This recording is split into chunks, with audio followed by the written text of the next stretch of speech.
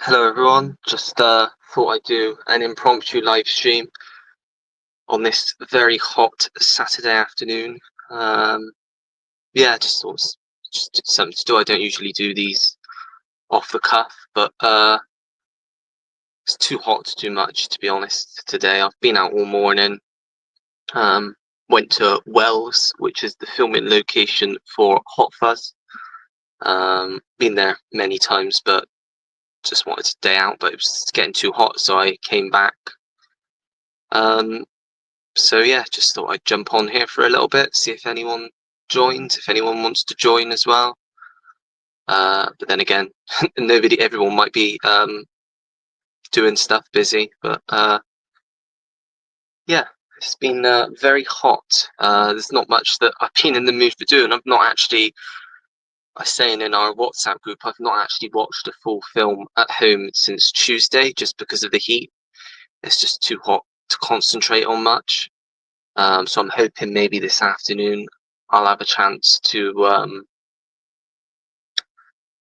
you know, watch something at least. But yeah, if anyone is here, drop a message in the comments. Let me know that you can hear me and everything. Like I said, it's very impromptu.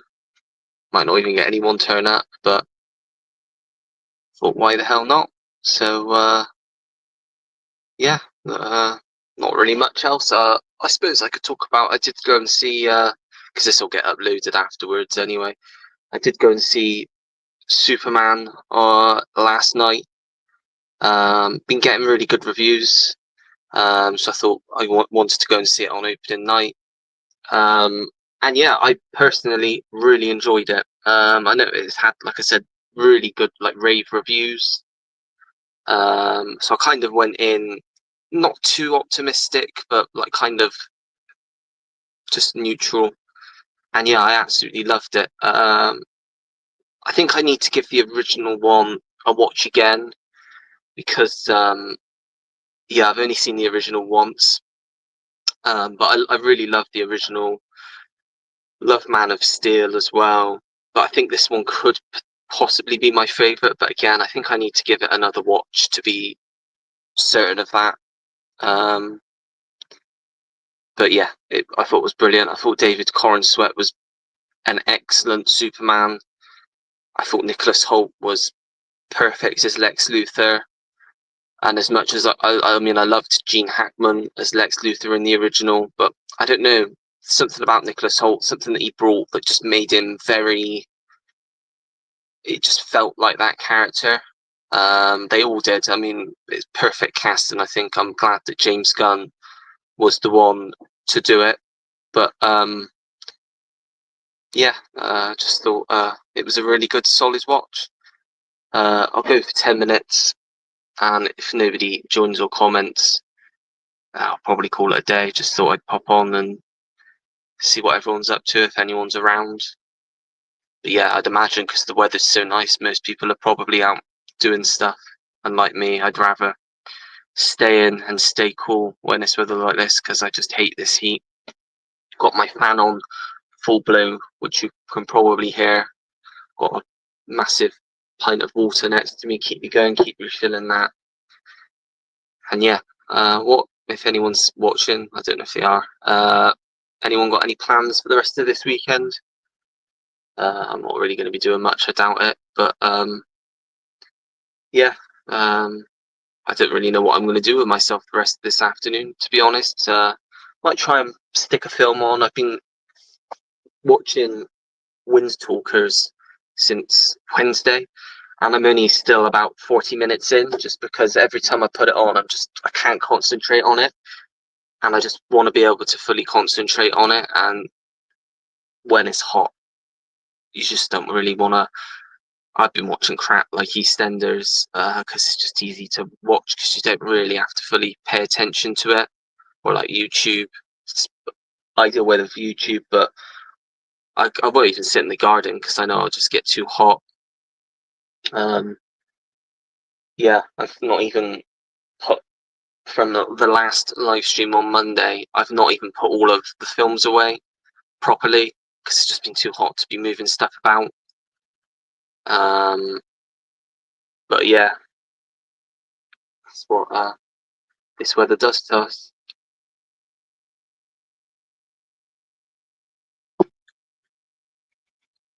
Yeah, I don't think there's anyone here, so I might call it a day in a minute, because yeah, like I said, I'd imagine this time of the day, it's afternoon on a very hot day. I'd imagine people aren't really on YouTube at this time of the day, but I thought I'd give it a go, see if anyone was around. But yeah, looks like it might be a short one today. Yeah, if anyone does stop by and wants to leave a comment quickly before I finish it, then you're more than welcome to. But I have no idea if anyone's even watched this. I could have just been talking to myself for the last 6 minutes, but yeah, I've got nothing better to do today, so I thought, why the hell not? Yeah, I've not really been watching much. Like I said, it's just really been Superman, trying to watch some Wind Talkers. I did watch Dog Soldiers, obviously, in the week, which I did for my Watch Pile episode.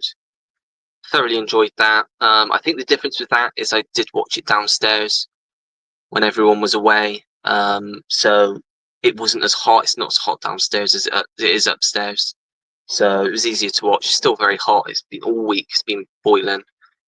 And then obviously Monday night we had the live stream, so I didn't watch anything Monday night. So yeah, I've not really been able to get much in this week. But like I said, I am kind of hoping that I'll be able to get something in today, at least one thing, if nothing else, because otherwise my weekly watches is going to be a bit pathetic this week. But I'd imagine I'm not the only one. I'm guessing there's probably others that have struggled watching things in this heat. I know I've spoken to a few people. I know I spoke to Ash and Jodie. A few people have just said they just can't concentrate on films when it's this hot. Yeah, just don't. It's one of those things that I just personally just don't know what to do with myself on days like this. So in one sense, it's all right when I'm at work because I know I've got something to do. It's cool, and I can just get on with it. But when you're at home and in my room, there's not a lot of air going around. I've got my windows open, but my curtains drawn because if I keep it open, it's going to just let loads of sunlight in and make it even hotter. And like I said, I got my fan on full blast, but it just seems to be circulating hot air around, which isn't much help. So yeah, this is the time of year where you want to invest in one of those bloody Dyson expensive blooming things, but you've got to take out like life insurance for that bloody thing because it's bloody expensive from what I hear. Yeah, it's just a pain, this weather. Oh, we got one comment. At least one person's probably got the same idea as me. Cat Meow, hello Cat Meow. It's too hot to do anything. It is. I was to say, I just can't do anything. I don't know whether I'm coming or going. I don't want to sit in the garden. I feel like I don't even really want to be sat in my room because it's just so hot. But then, what else can you really do? I think the best thing to do in this weather, because it is so hot, is to just make sure you drink plenty of water, stay somewhere where in the shade, where it's cool. I think that's all you can really do in this sort of weather. Because it's all right when we get like the nice heat, when it's a bit warm, when it's like this. Because I mean, at the moment here it is like 31 degrees, and it's supposed to be getting up to 34 today. It's just not pleasurable. I remember one year, a few years ago, I think it got up to the 40s, the early, like low 40s, and that was unbearable. And back then I wasn't driving, so I had to get the bus on to commute to work.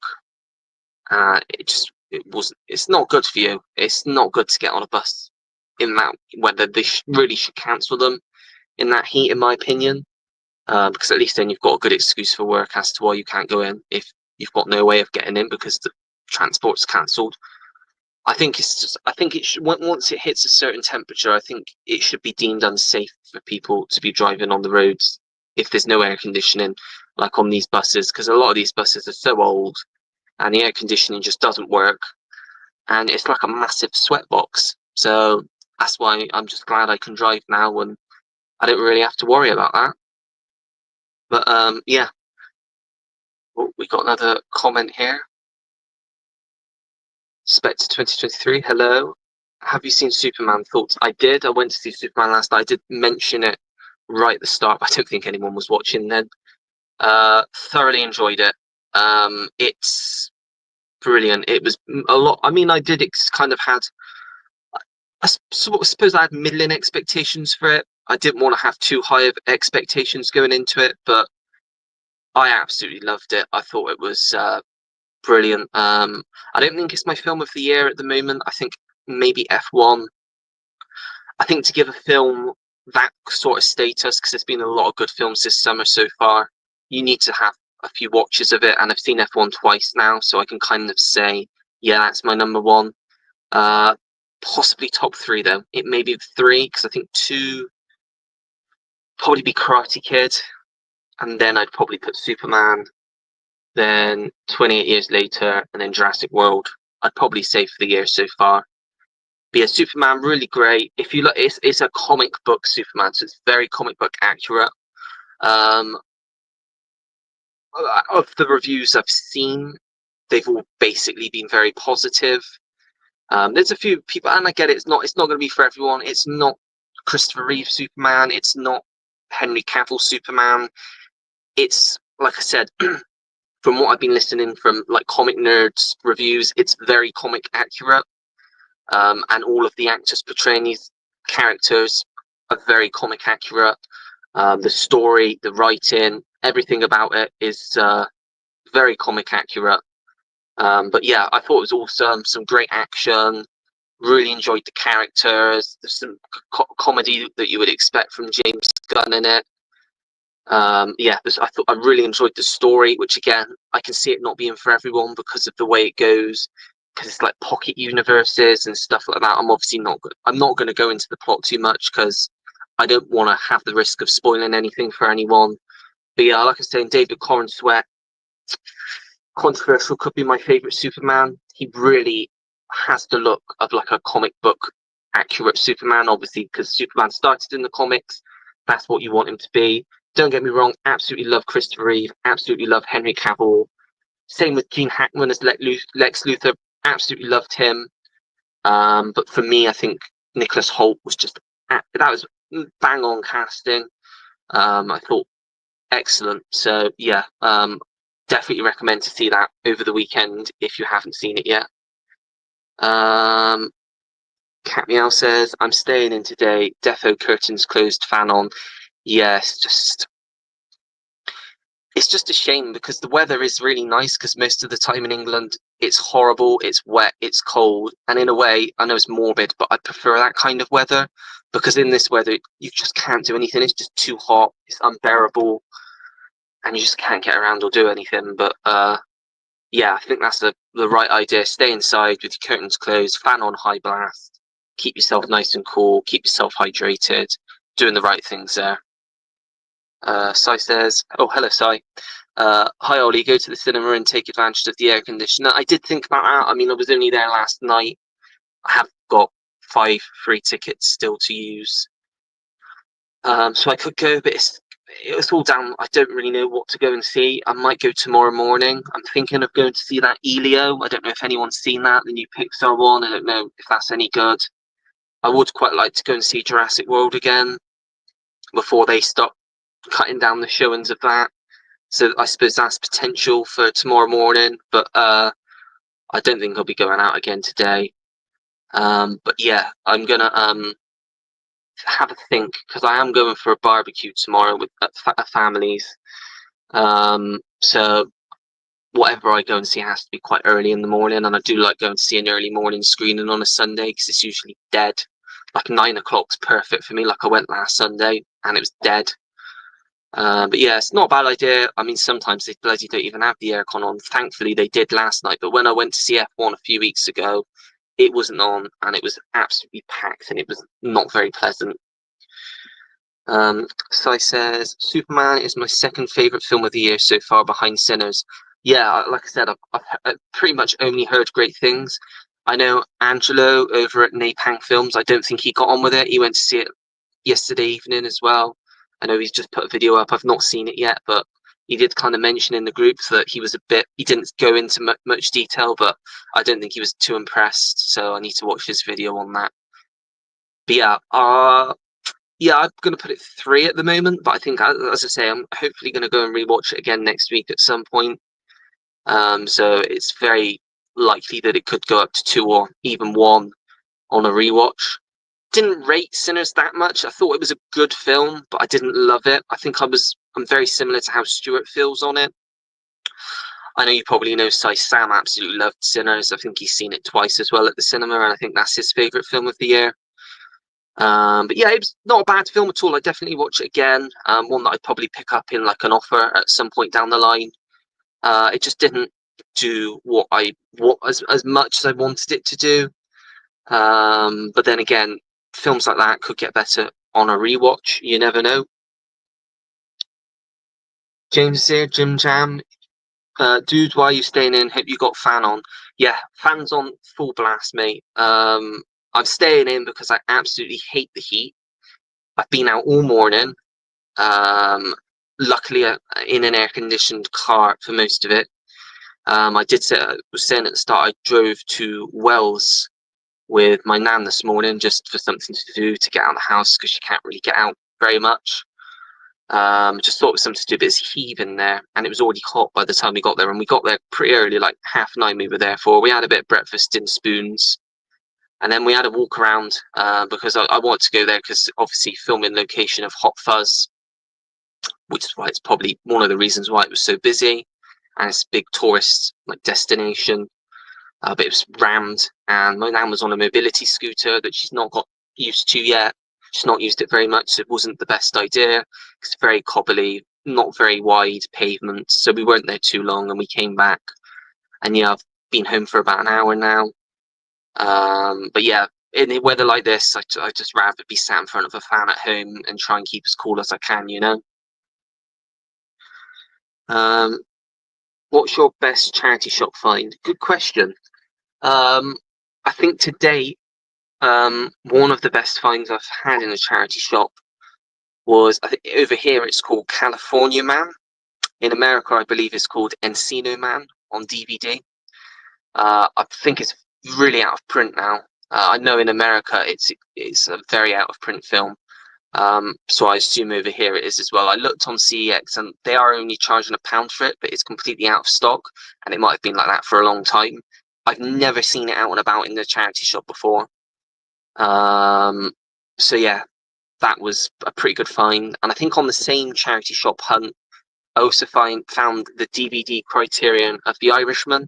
Never come across a Criterion in a charity shop before, even so it being a DVD.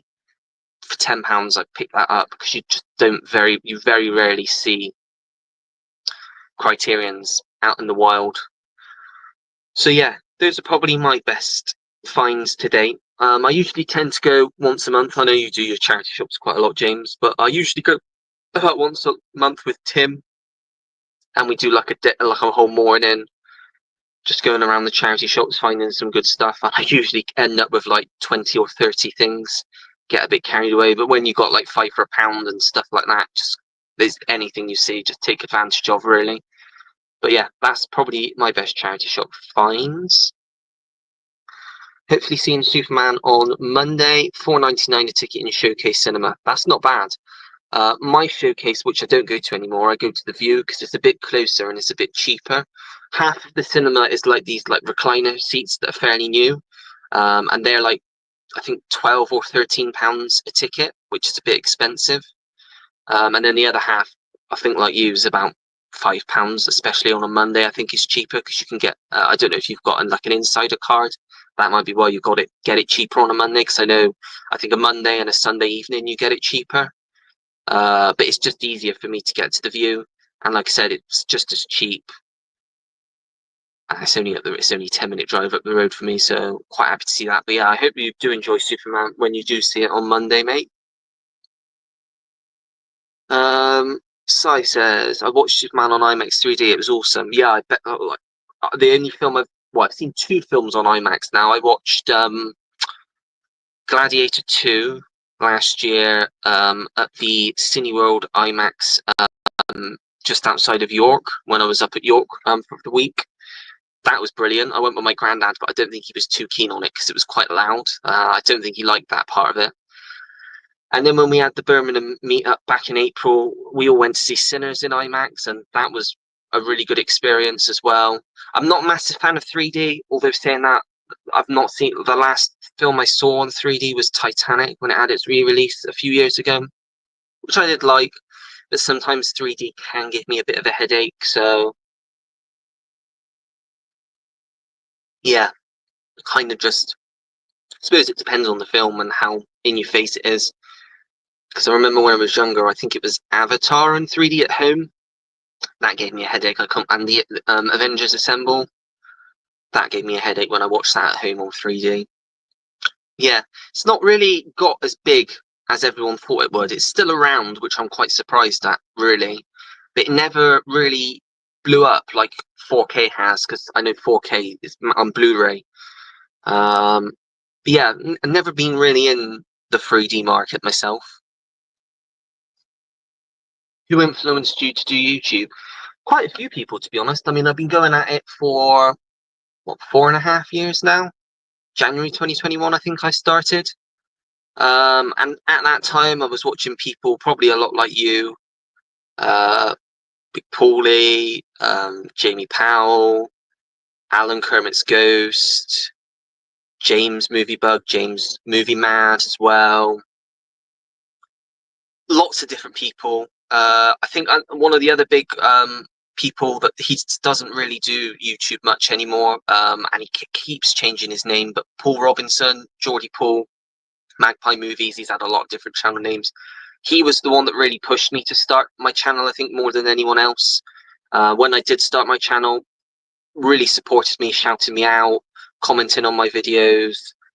Yeah, he was a huge support at the start. And then this year, because I've really been picking up on it this year, and I've got a lot more subscribers this year, been doing the live streams and a lot more stuff. I'd say it's all my really close friends in the Looms group, like Roy, Stuart, Sam, Tim, Jody, Angelo, Andy, everybody in the Loons group. There's a lot of us in there, and I probably forget some of us because there's so many of us in there at the moment. Ellery as well.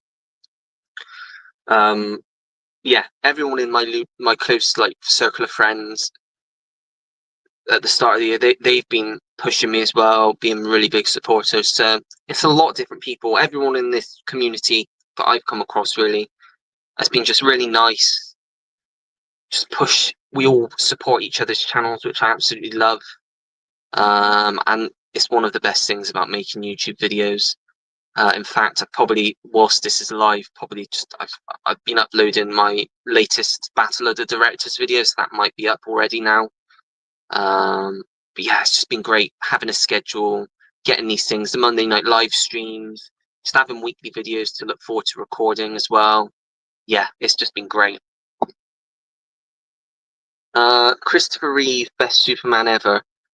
He was great, but the problem is I've only seen it once. And when I've only seen a film once, I don't want to judge it and say it's like this one. But I think because I didn't grow up with the original Superman film, I only watched it for the first time a few years ago. I'd seen Man of Steel before that, so kind of Henry Cavill was my Superman at the time, because that's the Superman I've kind of grown up with. Shows my age.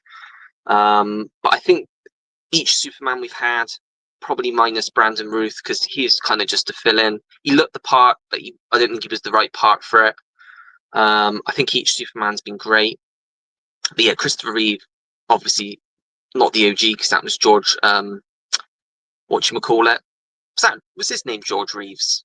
Sure, it was the one that committed suicide. Watch Hollywood. Is it Hollywoodland? I have got that. Brilliant film. Ben Affleck playing him. Kind of like a conspiracy watch. I recommend that one. That's a really solid biopic. But yeah, what else you said? I love the winter more comfortable and fresher air. 100% agree. I don't mind when it's colder. I can cope with the cold. When it's hot, you can't really cope with it. There's not much you can do, but at least you can put heaters on in the winter.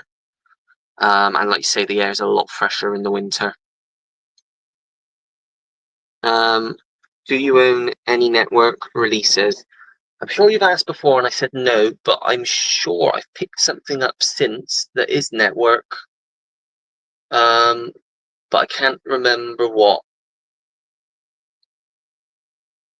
I want to say yes, I do have one, but I can't remember what it is or where I got it from. I'd have to look around. I'll try and have a look. If you join the stream on Monday night, it's going to be at 7 this week. And ask me again. I'll prepare and I'll let you know, because I think I have, probably in a charity shop, picked up a network title. Like, honestly, for the life of me, I cannot remember what it was. Yeah, can't remember what it was now. Sorry, James. Who's your favourite Superman? Yeah, like I said, for me at the moment, I'd say David Corenswet, because he just beams Superman. Everything that just the way he portrayed him, I thought was spot on. But I think all three of them have done absolutely top-notch jobs, like the three main ones, obviously, we've had. So, yeah.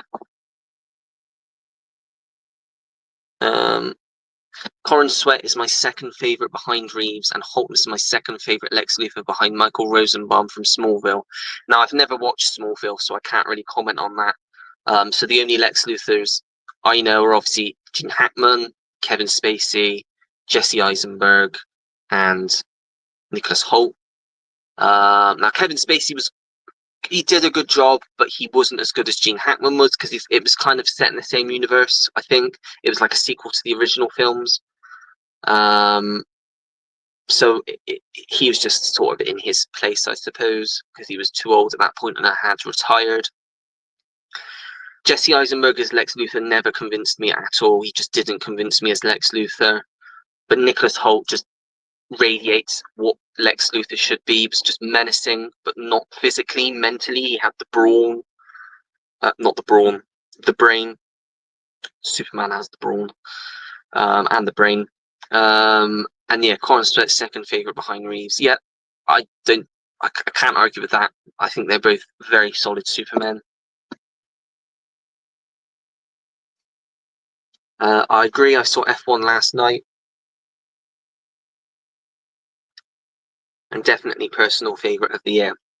Yeah, really solid. I don't think you have to enjoy like F1 to get into the film. I had never followed F1 before watching it. I just thought it's a summer blockbuster. It's got Brad Pitt in, who's a great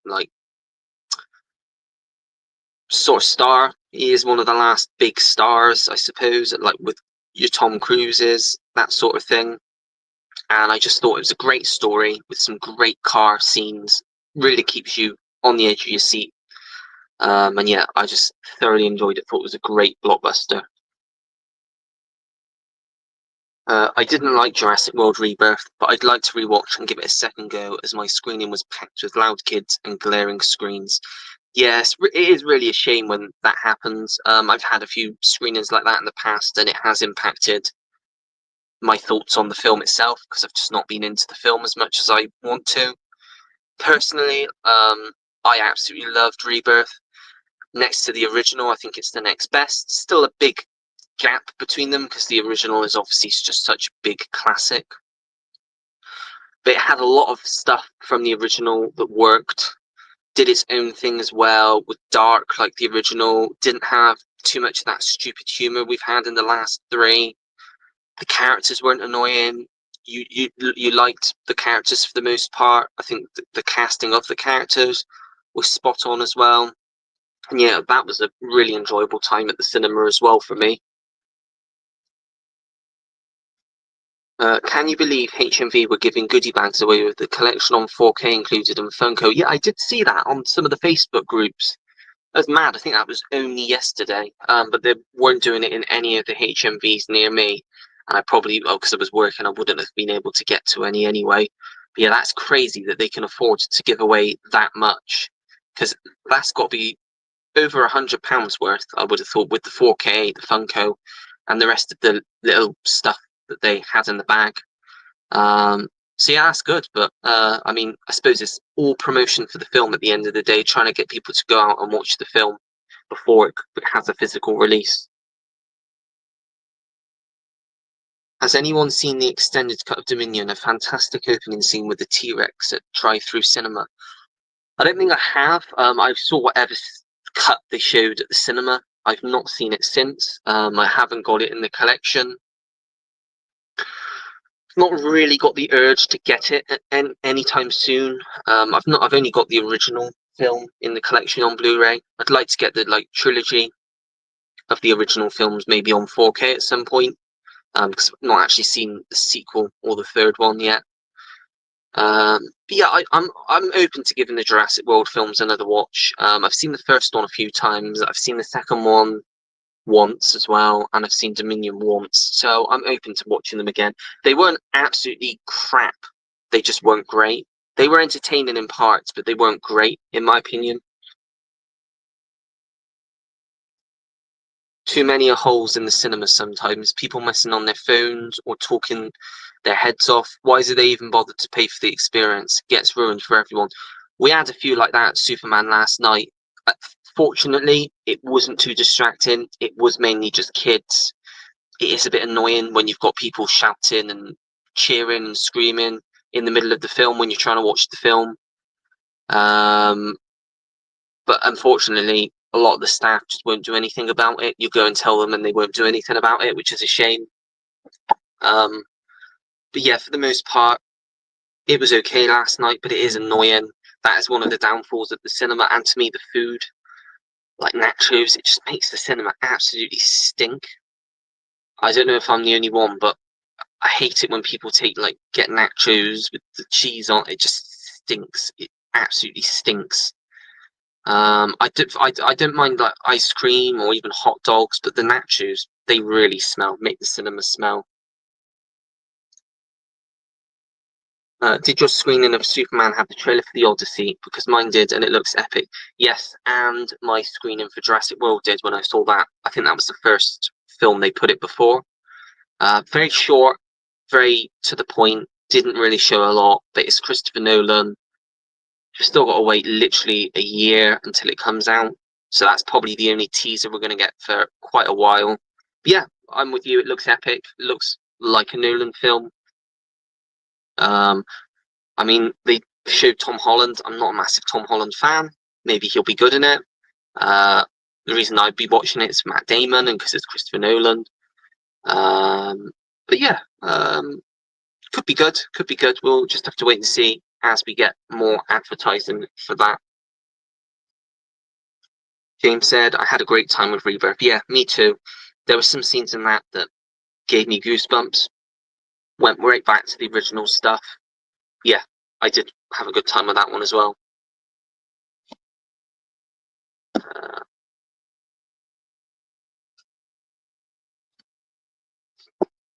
I love Brendan Fraser during his early roles. The Mummy films and California Man are childhood favourites. Have you seen him in The Whale?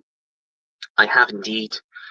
Performance of a lifetime for definite in that he 100% deserved the Oscar. I know there were a few people saying that they think Colin Farrell maybe should have won that year for Banshees of Inisherin, but I was behind Brendan Fraser all the way. He needed it. I think he really needed it. His career, unfortunately, had gone, and it was his comeback film, and it really did a lot for him. Because then he was in Killers of the Flower Moon. Only had a small part in that, but he was great in that. And now he's got his next Oscar role coming out in November called Rental Family. Sounds very similar to Lost in Translation, about a out-of-work actor that goes over to Japan and gets basically hired by this family to live with them, like rental family sort of thing. So very much has similar sort of plot to Lost in Translation, but it's already it's placed right in like Oscar season. So yeah, but he was just so great in The Whale. Absolutely loved his performance in The Whale.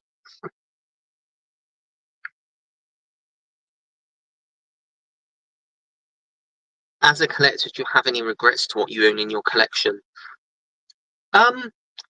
Yeah, there's some things that I've just kind of bought willy-nilly, not really like just because they were there and they were cheap. So 100%. Specific titles I couldn't probably tell you.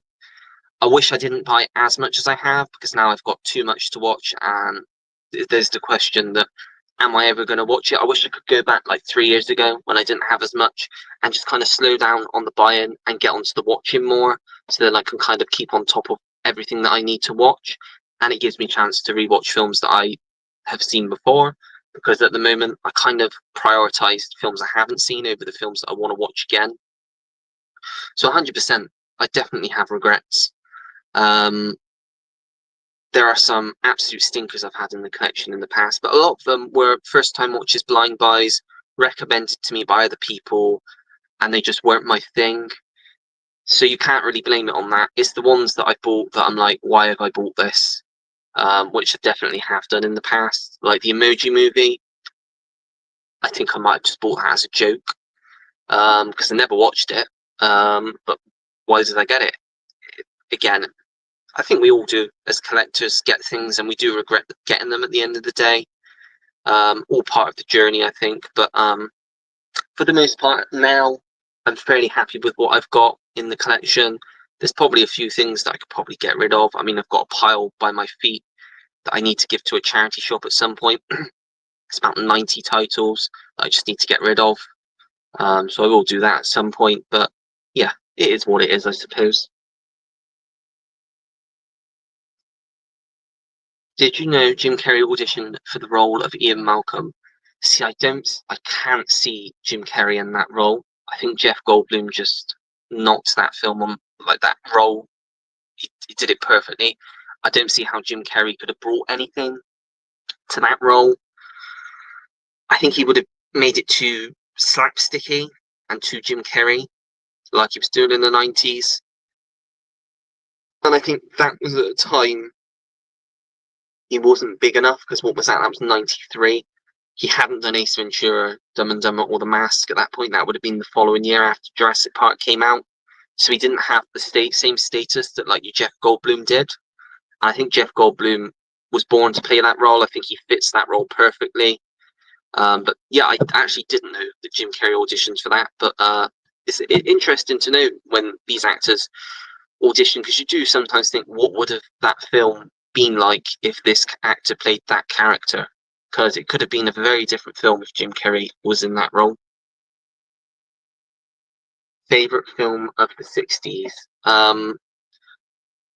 It's a bit difficult, that one. 60s as a decade, I haven't really watched much from, to be honest. Off the cuff, without thinking too much, this will please Jodie if she watches this back. I'm going to say The Graduate. It's one of Dustin, or Midnight Cowboy, either one of those two. Two of Dustin Hoffman's best films. Again, I'd say two of the best films of the 60s, two of the most influential and like cultural films of the 60s. So yeah, I'd probably go with those two films. Get that water down, you lad. Stay hydrated. Yeah, I'm actually going to quickly go and refill because I've ran out, and I'll be back in 2 seconds.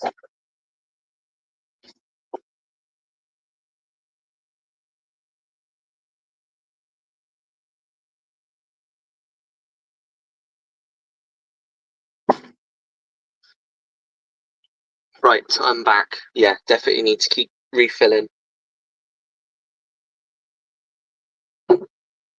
Right. Oh, and Tom Selleck auditioned to play Indiana Jones. In a way, I could kind of see that. But Tom Selleck's one of those actors that he hasn't had the career that Harrison Ford has had. His career hasn't lasted as long as Harrison Ford's has. Obviously, sort of like back in like the 80s and 90s, he did have a huge career, and he was an A-lister. And then in the 2000s and like 2010s, he kind of went back, and I would put him in B-list now. Because I mean, he's done Blue Bloods he did the last 15 years, didn't he? Which is TV. And he's not done any films really. And I can't say I've really seen him in many films, to be honest, if any at all. But yeah, back in the day, I could kind of see him do Indiana Jones. It would be interesting to see where his career would have gone if he had got the part. But again, Indiana Jones is one of those characters now I can't see anyone other than Harrison Ford playing him. I'm sure they will in the future recast and try and do it again. I don't know if I can't say I'd ever be interested to see another Indiana Jones film now. I think that's it. I think we've got the ones we've got. We've had some bad, we've had some great. I think they should lay it to bed now. But yeah, that's just my opinion. In your opinion, which do you prefer? You can only choose one. Trainspotting, Quadrophenia, or This Is England? Well, I've got an admission to make. I've not seen Quadrophenia, and I've not seen This Is England. I own This Is England, just not got round to watching it yet. Do plan on watching that hopefully very soon.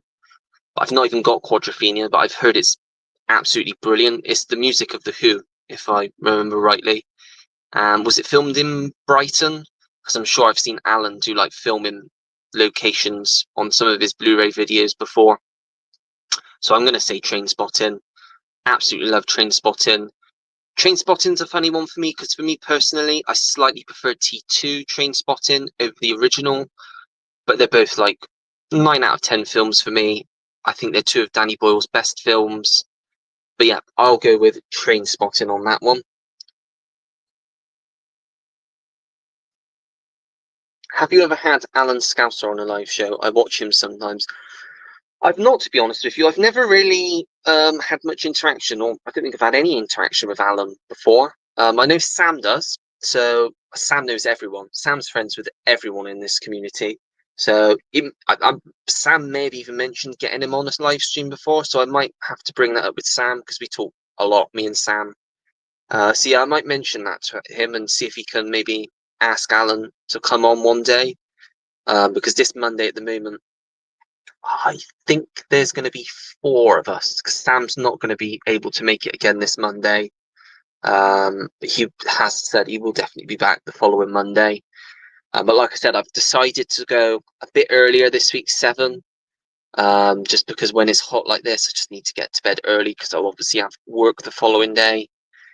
And I'm going to try and keep it to like 3 hours so it doesn't go on too long. Because I think like what's that? That'd be 10 o'clock. I think that's a perfect time. 10, half 10. I think that's a perfect time to kind of finish it. But yeah, that's a good shout. Definitely be up for having Alan on a live stream in the future. Sai says Tom Selleck was actually cast as Indiana Jones but had to pull out due to shooting schedules overlapping with Magnum PI. Like I said, really interesting that is, because you wonder what Tom Selleck's career would have been like if he had stayed in the role and done all the films. Could he be like Harrison Ford is now? Like, who knows? Maybe he wouldn't have had the same career that he has now. Maybe it would have meant that Harrison Ford. Well, no, Harrison Ford would have been all right either way, I think, because he obviously already had Star Wars.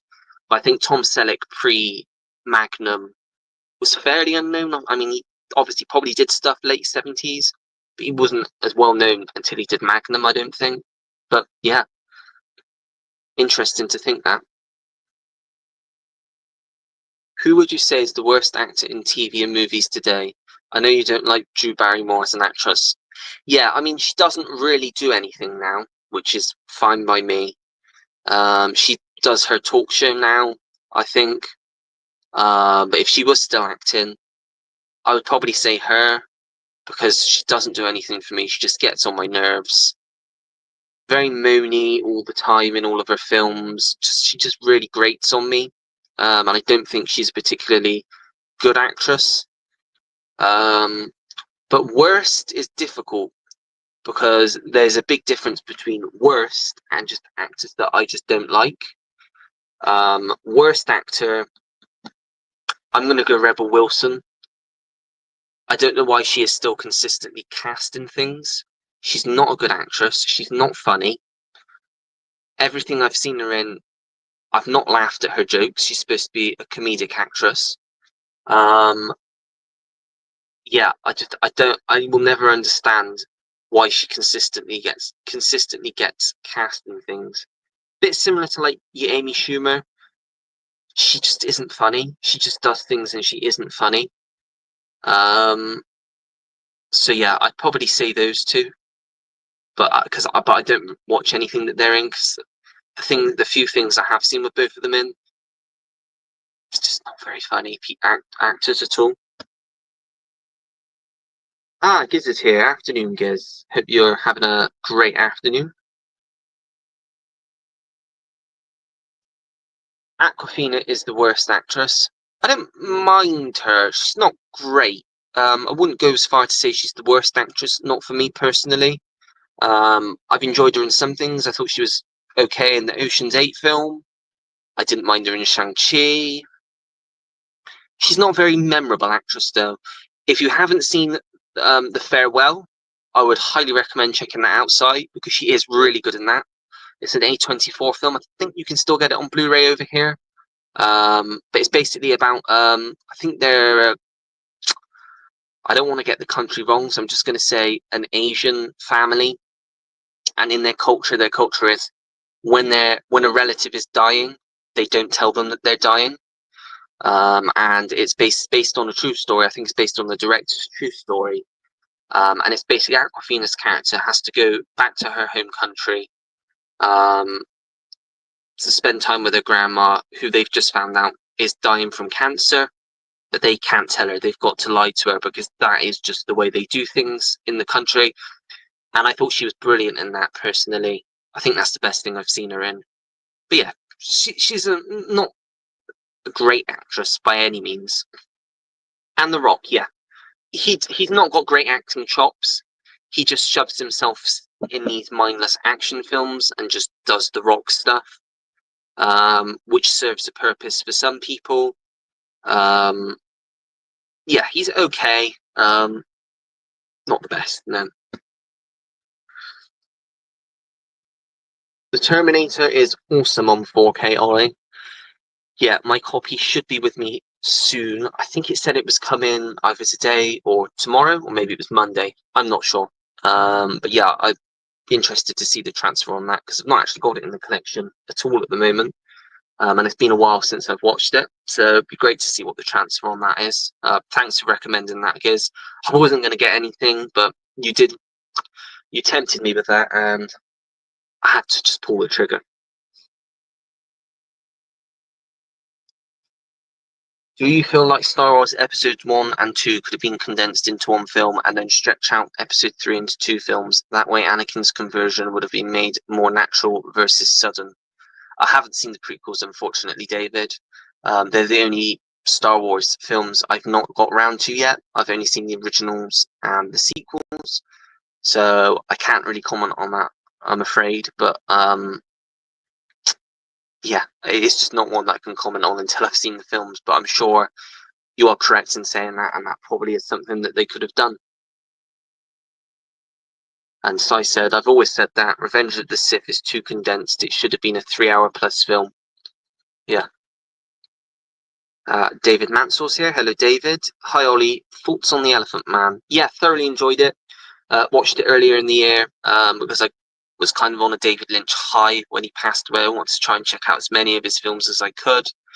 And I'd probably say it's my favourite David Lynch film.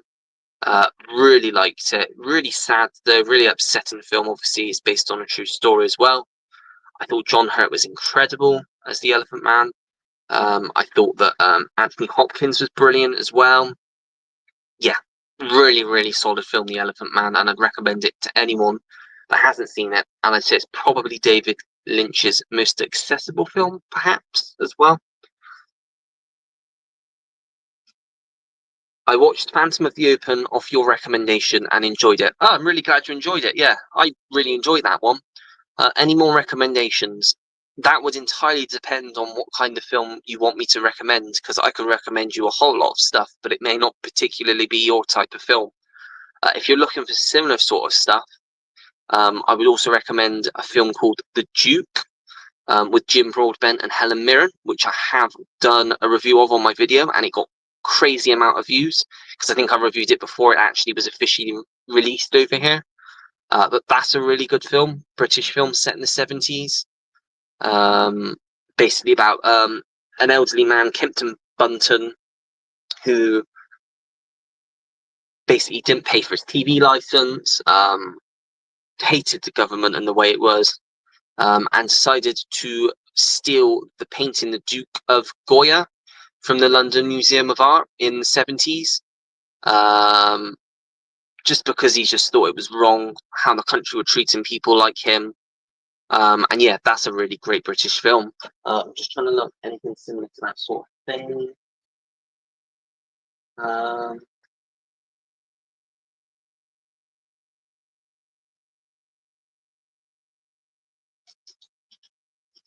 See if there's anything else.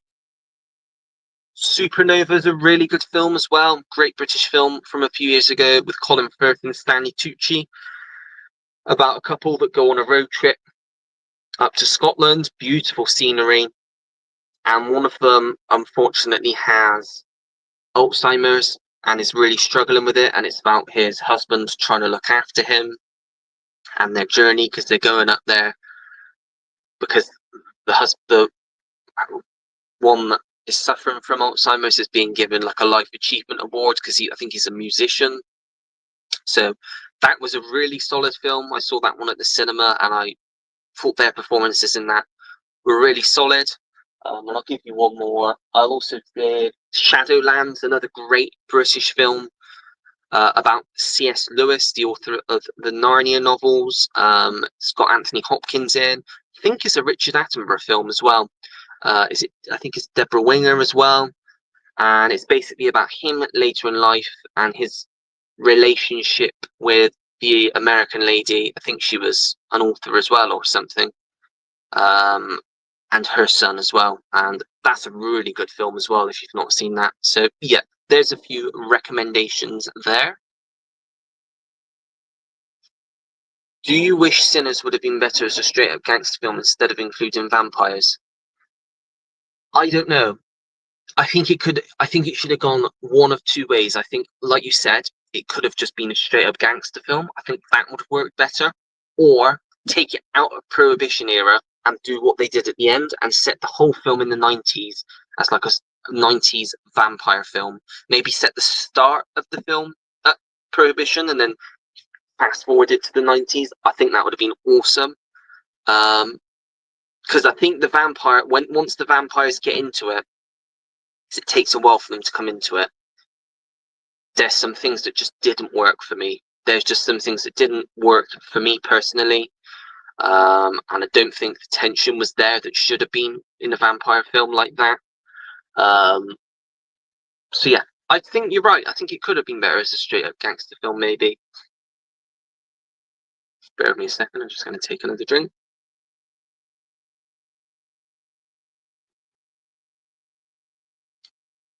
Rank the 5 Daniel Craig Bond films. I'd go Skyfall, Casino Royale, No Time to Die, Quantum, and then in a distant 5th place, Spectre.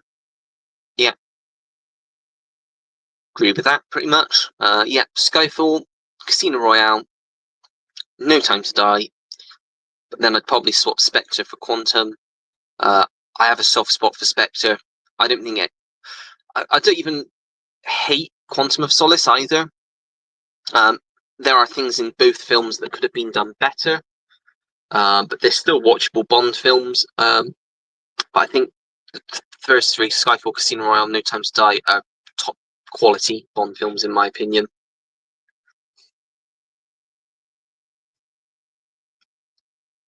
Ollie, have you ever been to the US, and if so, where? If not, where would you like to visit? I've never been. I've always wanted to go.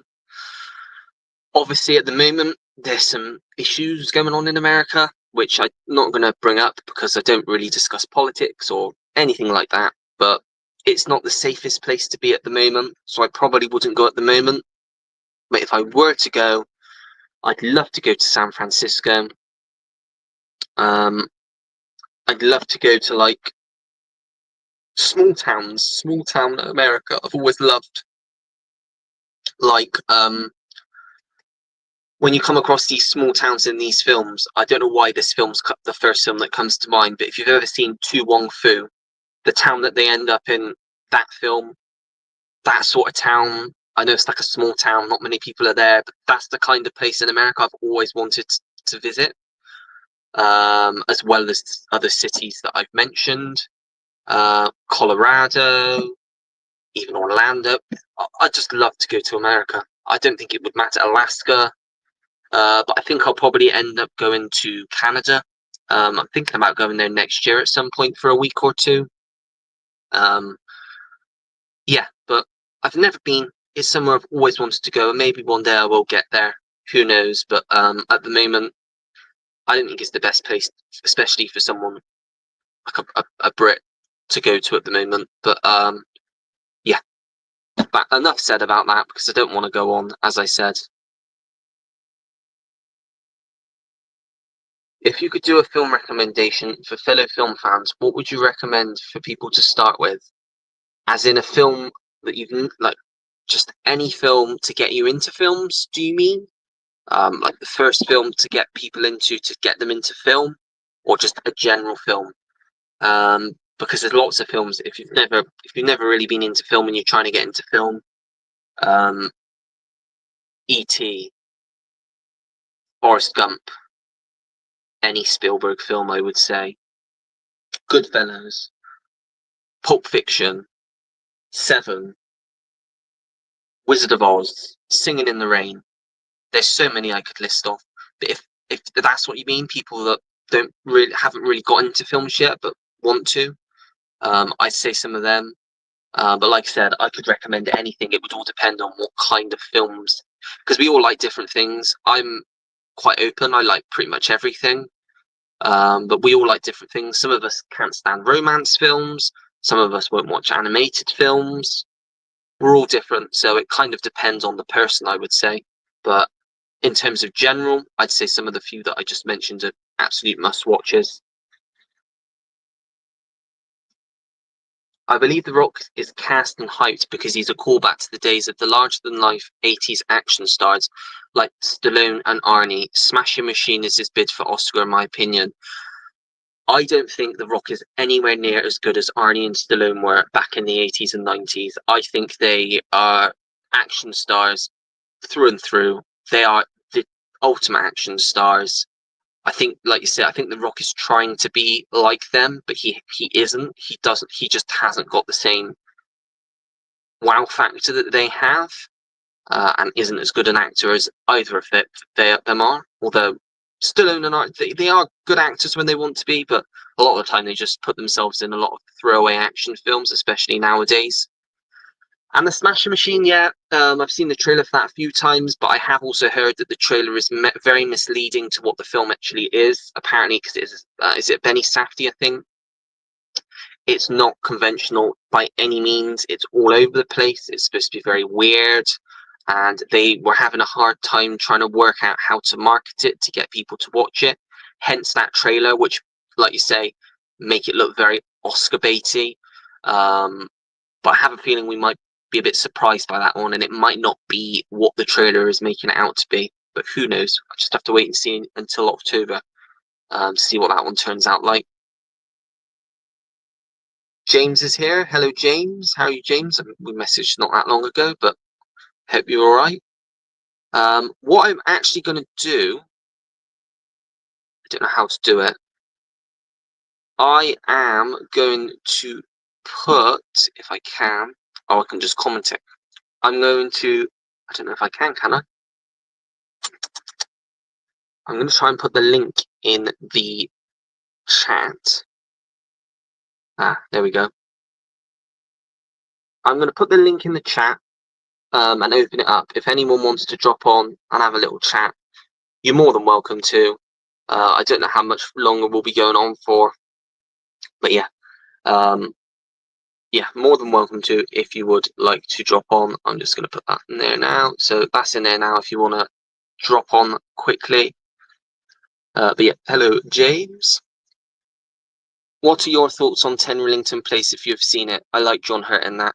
I've not seen the film yet. I have seen the series. I think we talked about this on a previous live stream. I have seen the series with Tim Roth and Samantha Morton. And I think Jodie Comer was in that one as well. From about 9 years ago, I think, on the BBC. That I thoroughly enjoyed. Wait, that's not gone yet. Is that gone? Trying to send it, but there we go. It's in the chat now. But yeah, I've never seen the original film. Richard Attenborough, I believe. But I think a few people in the group watched that one. I think Jodie did, and Roy did, maybe even Stuart. So yeah, I think it's on. Is it Indicator or yeah? I'm sure it's Indicator that did that one. So yeah, we'll have a look out for that one when there's another Indicator sale for definite. Have you seen Operation Mincemeat? It's a British film set in World War II. It stars Colin Firth. I really enjoyed it. Yeah, I have seen that one. Yeah, really enjoy that one. I think we've got James set in World War II. Hello, James. I really enjoyed it. Yeah, hello, James. Not bad. I think I put off the live stream in the background. Not too bad. Just sitting in the heat, having a nice drink. Yeah, keeping cool. Is the bird in the back? Is my bird behind me? Where is he? I can't see the bird. He's there. Oh yeah, there you go. He's sitting in the background, perched, annoying me, aren't you? Aren't you, Cookie? So, did you get back off your holiday today? Yesterday, because my wife had to work. My wife had to work today, so right. I know. So I had to come back yesterday. I could have drove back for another couple of days, but I just thought, nah, I'm working on Monday, so may as well just stay home in the heat. Yeah.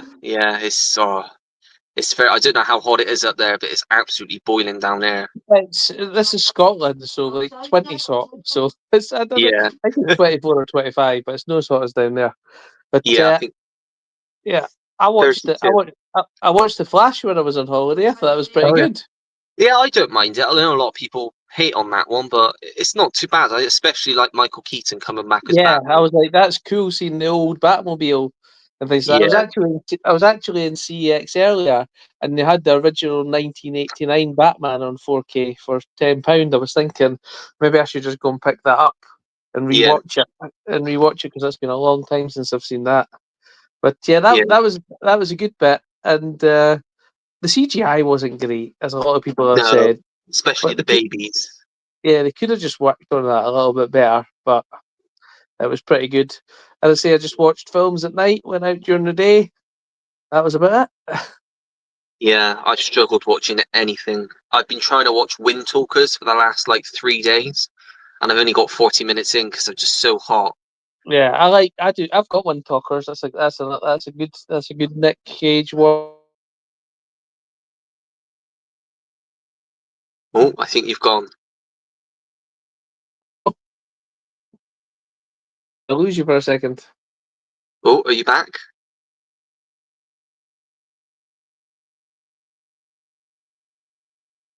You there?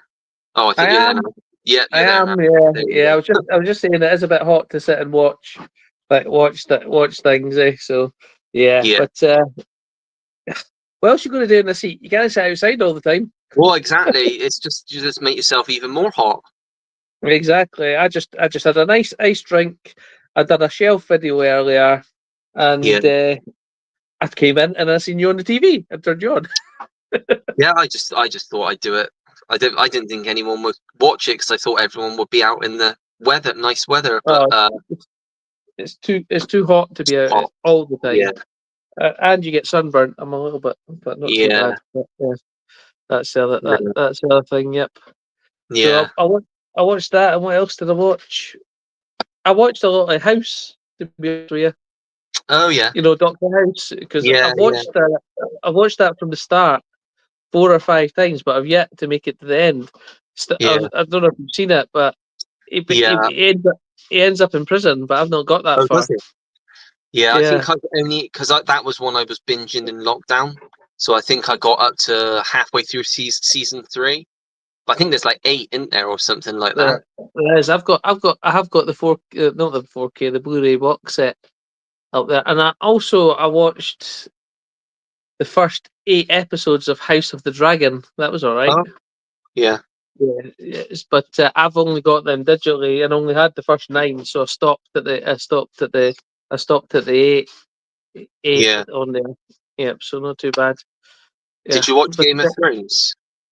I've seen Game of Thrones all the way through to season 7, but I've never watched season 7 or 8. I don't know why I haven't. And a subscriber was very, very nice to me and sent me this. I'll show you. And it's up here, and I've still not opened it yet. Where are you? Yeah, I don't know if you can see this. Is it up there? Can you see that? Oh yeah. Oh wow, 4K as well. 4K Game of Thrones, yeah. So that was very nice of them. But I've always been the one that I'm going to sit through and watch it. But I thought I'll watch House of Dragon first, and then I'll because it's sort of prequel, isn't it? So I'll do that, and then I'll open that back. I was actually thinking when I got back, I was going to open that up and watch it because that's what they gave me it for, isn't it? Not to sit there Yeah. up sealed, shall we say? Yeah, Yeah. which was real. I think I was talking on a I think we've got James. was talking on one of my videos about it, and on the Sunday I opened up the Amazon came to the door and opened up the door, and I was like, "What's this?" And opened it up and asked Roy and Larry, and they said, "No, it wasn't us. I'm not guilty." they said they said we often do that when we send each other parcels. Who's been guilty of Yeah. that this time? But no, and a subscriber just I thankfully figured out who it was, and I sent them a message, and they just said enjoy. So I was like, yeah, I definitely will. Oh, got my hand over the screen as well. I think I'll put this on the stand, and that'll save me holding it. Yeah. No, I Have you never got any more? watched. What was that? I was just about to say, have you got more comments in there? Because I can't see them now that I've took down the Uh, TV. there's a few. Yeah, we'll go through them now. But I was going to say I watched I think the first 2 episodes of Game of Thrones, but couldn't get into it. And then I watched the first episode of House of the Dragon and couldn't get into it. It gets more. It gets. I think I don't know. Do you like Star Trek, Ollie, or have you watched it? I've only seen the new films. I've never. It's something I'd be interested to watch, but I just honestly wouldn't know where to start because there's so much of it. Well, what I would say about that is that I watched the first couple of seasons of the Next Generation, and you're like, see if that was me, I would have cancelled it at that point. But when season 3 and season 4 in Next Generation, and season 3 and 4 in Voyager, and season 5 and 6 in Deep Space Nine, they get progressively better. Right. And that's the thing about TV shows these days. Sometimes I don't think they get the chance to become progressively better Yeah. because they didn't give them enough seasons. I don't, Yeah. like Terminator. I like that. Have you watched that? It's the Uh, Terminator series. yeah. They did 2 series of that, didn't they? Yeah, and there was also another TV series I really was enjoying, and they cancelled that as well, which is called Jericho. Oh, I remember that And one. Yeah. I think, yeah, and sometimes they just don't give the shows the chance to mature, is what I Yeah. would say. So yeah, so I say, and Stargate was pretty good for the start, and I watched that all the way through. But I've got a cycle, to be honest with you, at dinner time.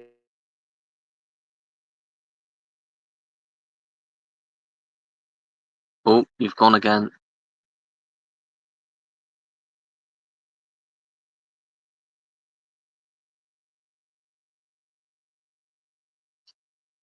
Disappeared into the ether.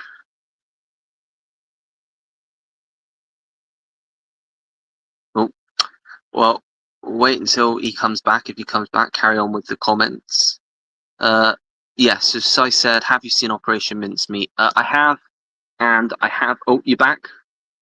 Yeah, I just switched off my broadband and put on my mobile data because obviously Uh, something's going on there. you froze. I don't know what you were saying when you froze. I was just saying that I've got the cycle of TV shows that I just repeatedly watch. I go through all the Star Treks, usually go through Stargates, then I go to Battlestar Galactica, Heroes, House, and I just have them repeatedly on all year. Sometimes it Yeah, takes 2 years, 2 or 3 years to get the cycle, but then I start again, and sometimes I add new things in. So yeah, when I'm tired, I put TV shows on that I'm familiar with. Oh, yeah. I've got cookie as well. Yeah. So where is Star Trek at the moment in terms of streaming? Because I know it was on Netflix Paramount. years ago. It's on Paramount now. Yeah. Well, there's still some on. There's still some on. There's still some on Netflix. I think the Next Generation is there. You Yeah. know, you could start with the original series, but I'm going to be honest with you, Ollie. If I was your age, I wouldn't start there. Right. I would just start at the Next Generation, and even that's old for you. It's 1987 when it starts, but Right. Yeah.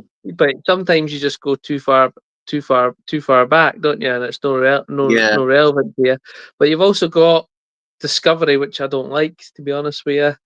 They've got Strange New Worlds, which is good, and you've also got Picard. So it's got a whole load of ones to watch. But I say I just watch them when I'm eating dinner or something like that. Yeah. And I say I've got Stargate. I've got all the Star Treks on DVD apart from the Next Generation because that's the only one you can get on Blu-ray because they never made the other two. And I've got some of the newer ones as well. But that's where I would start. I would start with the Next Generation. But as you said, you've just got to stick with it sometimes because the first Yeah. couple of seasons. That's what what I'm saying is I tolerate them, get through them, and then it starts getting good. You've just got to persist. Yeah. No. Yeah. I'll give it a go. I mean, I had Paramount a long time ago, but I just wasn't using it, so I just cancelled it. But if I'm going to be watching something like that and I'm getting use out of it, then it's probably what, because it's only, I think, about £8 a month, isn't it? Well, if you get it through Amazon and you've had it before, you can get it for £4 Oh, that's at the not bad. moment. Through Yeah, Amazon. yeah. So if you go to Amazon Prime and you can subscribe to Paramount through Amazon Prime, so it's all on the Right. same app. Yeah. You can get it for £4. I've not got it right now, but I did have it. Yeah. But as you said, sometimes with streaming, you've got to give them a break so they can build up some decent stuff. Yeah. Like I resubscribed to Disney Plus as well, just because I had that 1.99 thing. But to be honest with you, I've not really used it. Yeah. That's the only bit. But because it was 1.99, I was like, good to have it for the caravan and things, you know. Yeah. No, I might look into getting it again. Or I could always look and see if there's any of them on Netflix to watch, because I know years Yeah, ago they were on Netflix, but I don't know how many are still on there now. I think that as the rights are ending, Paramount Plus is sort of like Picking it up. Yeah. taking it back. But I think that well, Deep Space Nine is on there. Let me just see. I'll tell you if the Next Generation is, and that's the one I'd start. But out of all of them, Deep Space Nine's my favourite because it's just Yeah. got some. Yeah, Star Trek: The Next Generation's on there. The three Voyagers on there, so you can start with those three on Netflix. And I say Yeah. if I you might did have a want to look. watch the other ones, Yeah. and I do like the movies as well. I'm a fan. I'm a fan of those. I've got them all on 4K. I'm happy with that. Yeah. Yeah. Start with the series, and then I'll see if I can watch some of the films. Yep, Yeah. Uh, Sai said, "Have you watched Operation Mincemeat?" I have. I quite liked I it. have. Yeah, I quite liked it. I I don't have. know if you. What do you think of that one? I'm going to be honest with you. Although I've watched it, I can't. My memory on it's not Yeah, too great. it's one of those. Yeah, That's the thing. There's memorable movies and there's movies that you've watched and you just you know forgettable. But I don't. yeah, I don't know for sure that was that for. But, well, obviously, if I can't remember it, it can't be that. It well, couldn't have been that memorable to me. yeah, no, yeah, yeah. I think I saw it when it came out. I can't even remember if that was when I saw it at the cinema or not. I've got the Blu-ray, but I've not watched it since I've had the Blu-ray. I don't think so. Oh, I did go to the cinema the week before as well. Remember, I said what Oh I yeah, was going to see, and I did see it. oh yeah. 28 years later.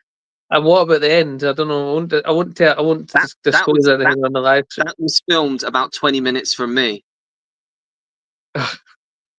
But I'm that just was saying the end, the last 2 minutes for me, yeah. I was like, what are you doing with That, this film? that's going to be the next film now. That's how the next Um, film's going to be. But when you think about it, the virus or whatever started 28 years ago when things weren't known. So to Yeah. them, it's normal. I get that. I just thought, Yeah. I just did it. I just thought It was weird, you- wasn't it? the more I think about the film, the more, did I enjoy the film? Yes. The more I think about that film, though, the more I'm sort of a bit disappointed in myself in it, because if I had to compare that to another film, I could compare it to A Quiet Place Day One. Have you Yeah. seen A Quiet Place Day One? So Yeah. in that, my synopsis of Quiet Place Day One is boy, girl with cat tries to get a pizza. That's Which the is whole pretty synopsis. true. Yeah. And the more I thought about it, 28 years later, boy tries to take his mum to the doctor. Yeah. That's the But main plot. but there was better bits. There Yeah. was better bits in 28 years later than A Quiet Place Day One. I think there was a lot more action to it. But and I did enjoy it. Did it keep me entertained? It did the whole movie. But I don't know if the last 2 minutes have just put me off the Yeah. next one. Yeah. No, that's fair enough. David said, if you could meet any actor or actress, who would you like to meet? Oh, I don't know. That's a hard one. It is. I actually seen Carlos from Eastwood from Life. Oh, Eastwood yeah. from Life. Yeah, Oh, he saw Mel Gibson, didn't he? yeah. He's And also Danny got a Glover. pic at the London Comic Con. And he's also got a picture of him with Danny Glover. And I thought Yeah. I would have loved to meet Danny Glover. Yeah. I'm too old for this nonsense. or, Yeah. or yeah. What would you Yeah. say? No, in the new one, if they do ever actually do a new one, he's got to What would you say say? now he's got to say now I'm really too old for this shit. Yeah. So yeah, see when I see all these people meeting people, and it's great it's great. They go to Comic Cons and they meet them, but you're paying to do that, aren't you? Well, yeah, it's not free. Yeah, that's what I mean. Would I go and meet anybody and pay to do it? I don't think I would, because it's just not. I don't know. It's like I don't. Anybody that goes to Comic Cons and that's perfectly fine. If they want to do that, that's fine. But I just didn't think that's for me to go Yeah, and go up and you know, I've paid to meet you. Just if I met them in the street, that would be like totally perfect. yeah. Matt Damon's round here somewhere where I am at the Oh moment, yeah, and he's he's filming filming, the Odyssey. Yeah, and he's in Edinburgh, and you see him about, and you're like, would I like to meet that Matt Damon? Yes, of course I would, but would they go to a Comic Con and do it? no. And it's the sort of thing. If you saw a celebrity like that on the street, would you approach them, or would you be too afraid for them to like tell you to f off? Because So, you don't and know how they're going to react, do you? that's the other thing is, should you really meet your heroes? Yeah, You because know, you don't want it to stain your image of them. yeah, exactly. But yeah, would I go up to that? I'd probably say I would, but I probably wouldn't.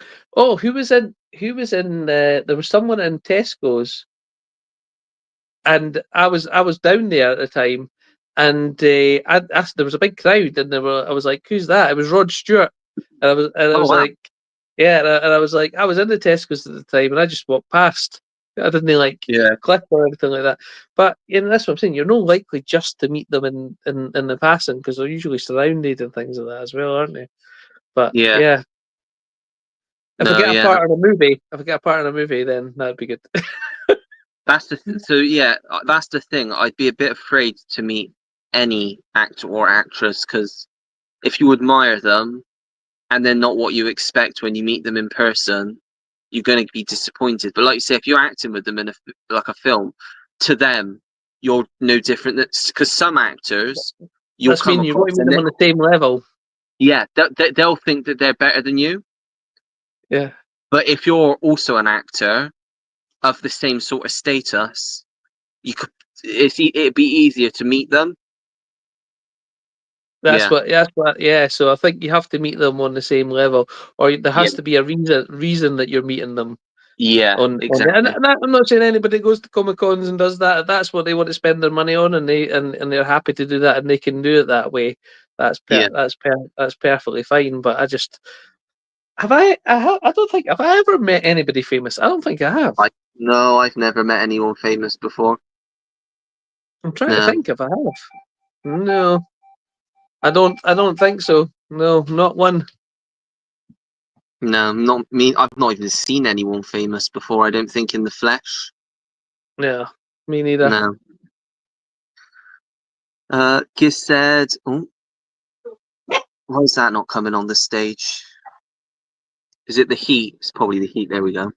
I'd love to go to Ferndale in California, small town where they filmed the original Salem's Lot. Oh, it's gone again now. Yeah, I'd love to go there as well. Because yeah, that looks like a nice little town. Obviously minus the vampire, but yeah. What? I don't know if you were on when we said that. Where would you want to go if you Yeah, could I go anywhere? was. I was. To be honest, I've not been many places. I always wanted to go and see the Statue of Liberty Yeah, because I always heard it was like a lot smaller than you think, yeah, and that's been in a lot of famous films, it has. hasn't it? Yeah, And Independence Day, who gets killed in the day after tomorrow. Yeah, X-Men, yeah, and that. So you can combine your sightseeing with filming that. But location. Yeah, is it the real one or is it CGI ones in the films? You well, don't know. yeah, I would like to go there, but I heard it's really really expensive in New York as well. Like it's $28 yeah. for a sandwich or something like that. Oh So yeah, and yeah, you've got a tip as well. yeah, you've got to tip everyone. Yeah, or go to Yeah, Vegas. Go to Vegas, win some money. yeah, Then yeah. That'd be when I alright. uh, when I was on holiday, I was in the arcade. Yeah. And my son was doing the 2p machines and doing other like games and like racing games and stuff. So I put £1 in the fruit machine and I won £10. Oh, that's not So I bad. was like, yes, yes, I'm gonna buy a Blu-ray with that. But Yeah. I ended up giving him it to go bowling and stuff. And then when we came out of bowling, he goes, "Here's £1, Dad. Go and win some more." So I put the pound in the machine and I thought, no, I know. If you're gambling, you quit when you're ahead. That's always a rule. Quit when you're ahead. So I tried to eject the pound, and it wouldn't give me it back. But I won another five. Oh, that's not bad. So that's not bad. That's not bad. So yeah, so you go and gamble in Vegas because there's obviously a lot of films that gambling in Vegas are in as well. So you could go there. But yeah, that's the only. You know, I was saying that the other day. I got World War Z in 4K, and some of World War Z is filmed in Glasgow. Yeah, because it's at the World, is it Health Organization where Peter Capaldi's based? Yeah, so you see George Square, which is the centre of Glasgow, and I work and my main office is in Glasgow, and it's in the shop Oh, is where it? I work. Yeah, so I always go to my son. I always pause it and go, "Look, that's where I work." Yeah. In the film, but must take some doing to dress up George Square as New York. It must be They some do it a expensive. lot though, don't they? They did it for Yeah, Indiana Jones. They did it for the Batman. They're doing it for J.J. Abrams' new film. yeah. I seen they're doing it again. What is that? What is the new film they're doing it again for? It's just J.J. Abrams' new film. I don't know what it is yet. I know it's got Glenn Powell in, Samuel L. Jackson. It's a sci-fi film, but I don't know what it's Yeah, about. because they're dressing it. I say they're dressing it up again because it says that the George Square will be closed for 4 days. So yeah. So famous locations. It's always good to spot them in movies. Yeah. But I'd like to go and see those things for myself. But I don't even have a passport, so that's not going to happen. Well, yeah. There's that. Not Yeah. right now, anyway. Not right now, anyway. But Yeah. yeah. So maybe that's why we live vicariously through films, so you can see all these locations. Yeah. Maybe. Yeah. Uh. Also, I could go to Roswell because I would like to see Roswell Chapel because that's just up the road from me, where Yeah. in the Da Vinci Code where they go and find their family. Oh, yeah. So that's just up there. Always thought that's close to me. And you know what? That's like I could get there in like 10 minutes, but I've yet to do it. Yeah. Fair enough.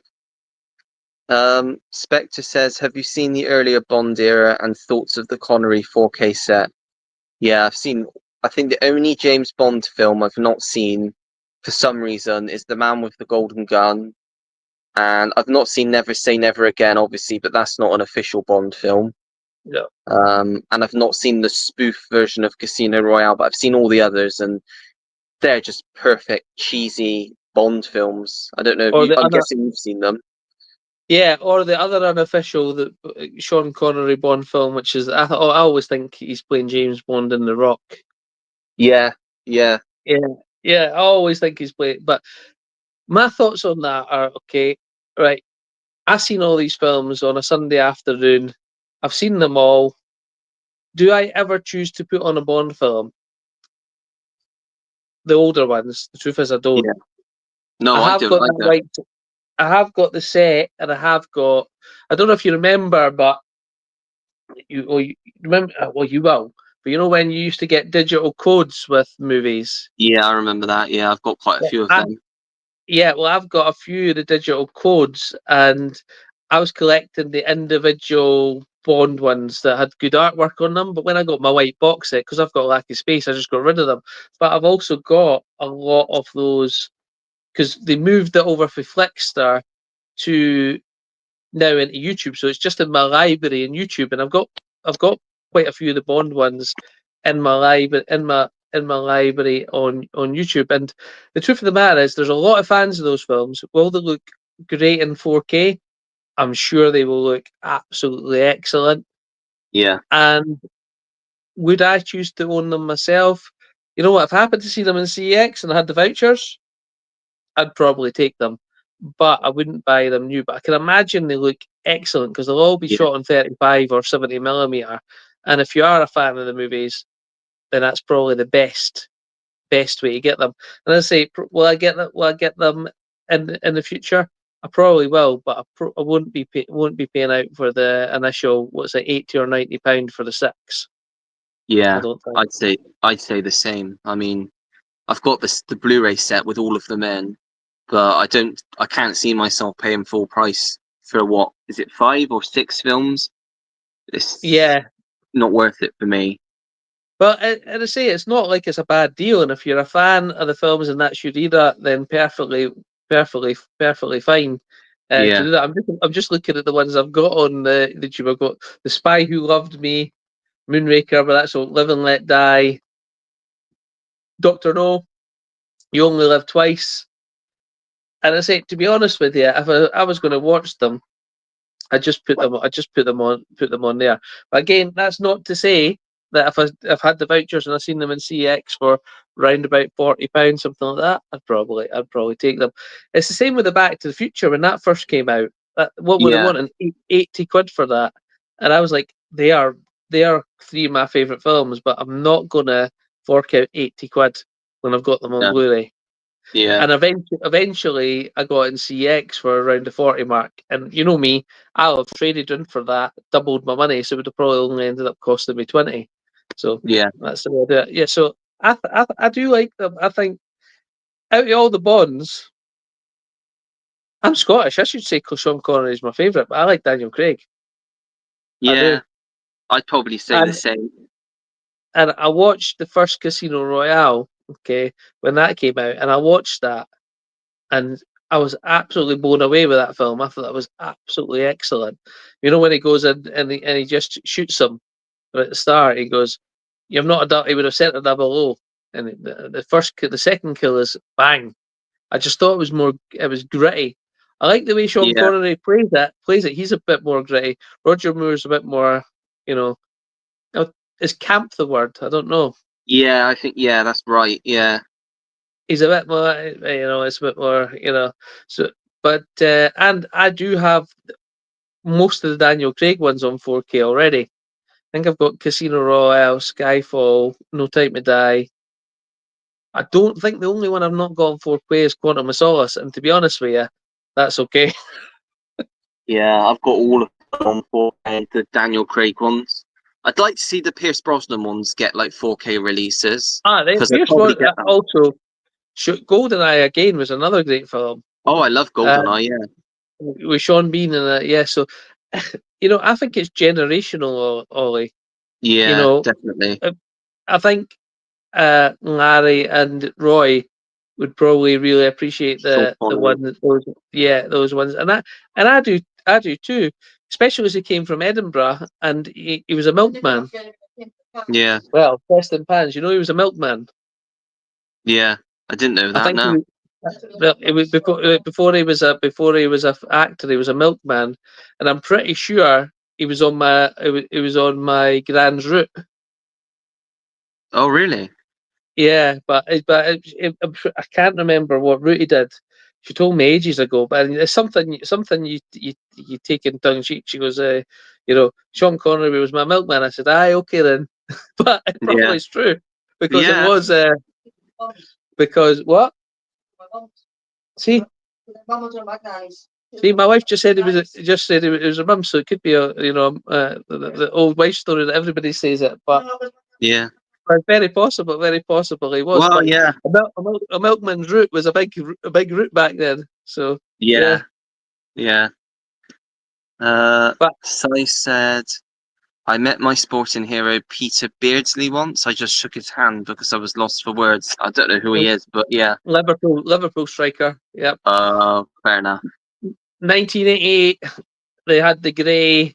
I've still got the Subbuteo set of the grey stripped Liverpool team from 1988. Yep, top striker. But you're right. Sometimes you do meet your sporting or your heroes and things like that. I'm an ice hockey fan, and I met Wayne Gretzky's brother once. It's no Wayne Gretzky. I met his brother because he used to play for a team here, and even that, So I say I don't think I have ever met anyone famous. I don't think anyway. Yeah. Oh, Apart no, from yeah. yourself, of course. Ollie. Yes. No, yeah. Anyone that I've been on a live stream with, I'd say you're more famous than I am. I doubt it. You've got more. Well, You've got more subscribers. So technically, you you are. know, actually, me and James were uptown about a few months ago, and this lady, I was just walking past HMV, and this lady tapped me on the shoulder and went, "I know you. Well done. Like your videos." I'm like, "Me?" And my son was like, "Does she know you? How does she know you?" I was like, "It's from YouTube." But I was like, I was shocked that Yeah. anybody recognised it. It's happened a couple of times in a couple of stores. You didn't tend to do out and about filming, though, do you? No, me, no, I don't. I just do at home. I think it's confidence. You've got to have quite a bit of confidence to go. But I suppose you could Yeah. just go and do like you do, because you do like a voiceover, don't you? But I don't voice it over, no. But I do it. I do it when I'm there. Sometimes I do. But Yeah, you're right. Sometimes you feel like a right numpty. yeah, because people think, what's he talking to himself for? But I've met a lot of good friends through doing this, and Larry. Yeah, I had to go to an awards dinner for my work about 4 or 5 years ago, and I had to buy a tuxedo right. to do it. Well, I could have rented a tuxedo, but it cost 100. It cost like £175 to rent it, and you could actually get one made at the tailor shop for less than that. Yeah. So I went and got one. I got a tuxedo and I went in my awards, and I sent him a picture when I was in the hotel before I was going to the awards, and he goes, he said, when I got back, he goes, "I dare you to walk into CEX with that on and buy a James Bond Blu-ray." Oh, I remember that. Yeah, And I did, and he goes, "If you do that, I'll get you a film." I said, "For a film, I'll do anything." So I got, so I went in with my tuxedo on. I don't know if I can fit in it anymore though, but there you go. My wife says no chance, but there you go. But yeah, you're meeting your heroes and things like that. But I just, I just think you would do them. I seen a clip where Tom Cruise as well goes on the tube in London, and he says no one yeah. recognised him. He had his hat down, and then this one girl recognised him, and he just went like this, That's and mad. That is. she just took a picture and went like that. Yeah. So and that's the other thing. I'm sure they get fed up with them. People coming to bother them all the time. Probably. Yeah. Yeah, but that's maybe Yeah. why they didn't mind at Comic Cons because at least they're getting paid for it. Yeah. True. Giz says he got his photo taken with Red Rum many years ago. He didn't say anything. I don't know who Red Rum is. Probably before It's my a time. is a famous racehorse. Oh right, yeah, that makes sense. So so couldn't say anything, yeah. Yeah. So yeah, I actually watched a film. Well, I was at the caravan again about racehorses. Kurt Russell and Dakota Fanning. Oh yeah, Dreamer. Dreamer. I've got that. Yeah, Yeah, I thought that was a really good film. I looked up to see if it was a true story, and it's sort of true. The horse didn't yeah, win the race. It came like 14th or something yeah. in real life. And then I watched The Equalizer 3, and she's in it older. She's in that as well. Yeah, Yeah, very grown up in yeah, that though. yeah. To be honest, her part in it, I didn't think She was didn't really have much of a part, did relevant. she?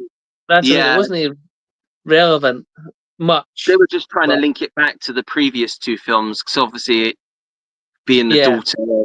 Yeah, that's yeah. what they were trying to do. But if you'd skipped that whole part out, it would have made no difference to the Do much. film.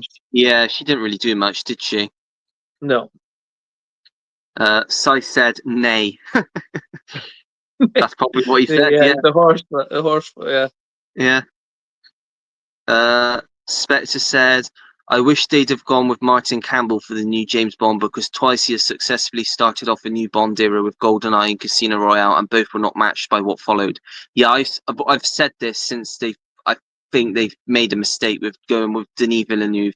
He's too high concept. He does things really high concept, and I'm afraid he's going to make Bond overcomplicated.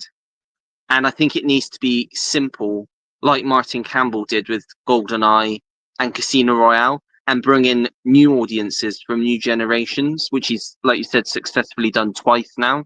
So I think he should have done that. I think Casino Royale was cold. It was calculated. Yeah, it was right and for what it should have been. brutal. It was Yeah, more. Yeah, that was a. I say that's an absolute great film. yeah. And I think it's still got the record for the car crash at the end for the number of rolls, isn't it? The roles. The Fall Guy. That beat it. Oh, guys, did it beat it? The Fall Guy beat it. Yeah. Doesn't compare as a film though. It was all right, The Fall Guy, but Yeah. Yeah. No, because I think they had a massive celebration on set when they did the Fall. Because I don't know how many, but it was an insane amount of rolls. But does it really matter because it wasn't an Aston Martin? So True. Very true. you know, you're going to crash a car, crash an Aston. Yeah. I've actually got a James Bond electric set somewhere. Oh yeah. So I can recreate it. Yeah. Denis Villeneuve is so out of left field. It'll look visually stunning with set pieces, but does he know how to make a Bond movie that feels like... That's exactly what I was saying. He's a great director, but I don't think he's right for Bond. I think he's too high concept. It's like Christopher Nolan when they were saying Christopher Nolan was going to do it. I think he's too high concept. He does too the things that he directs are very over.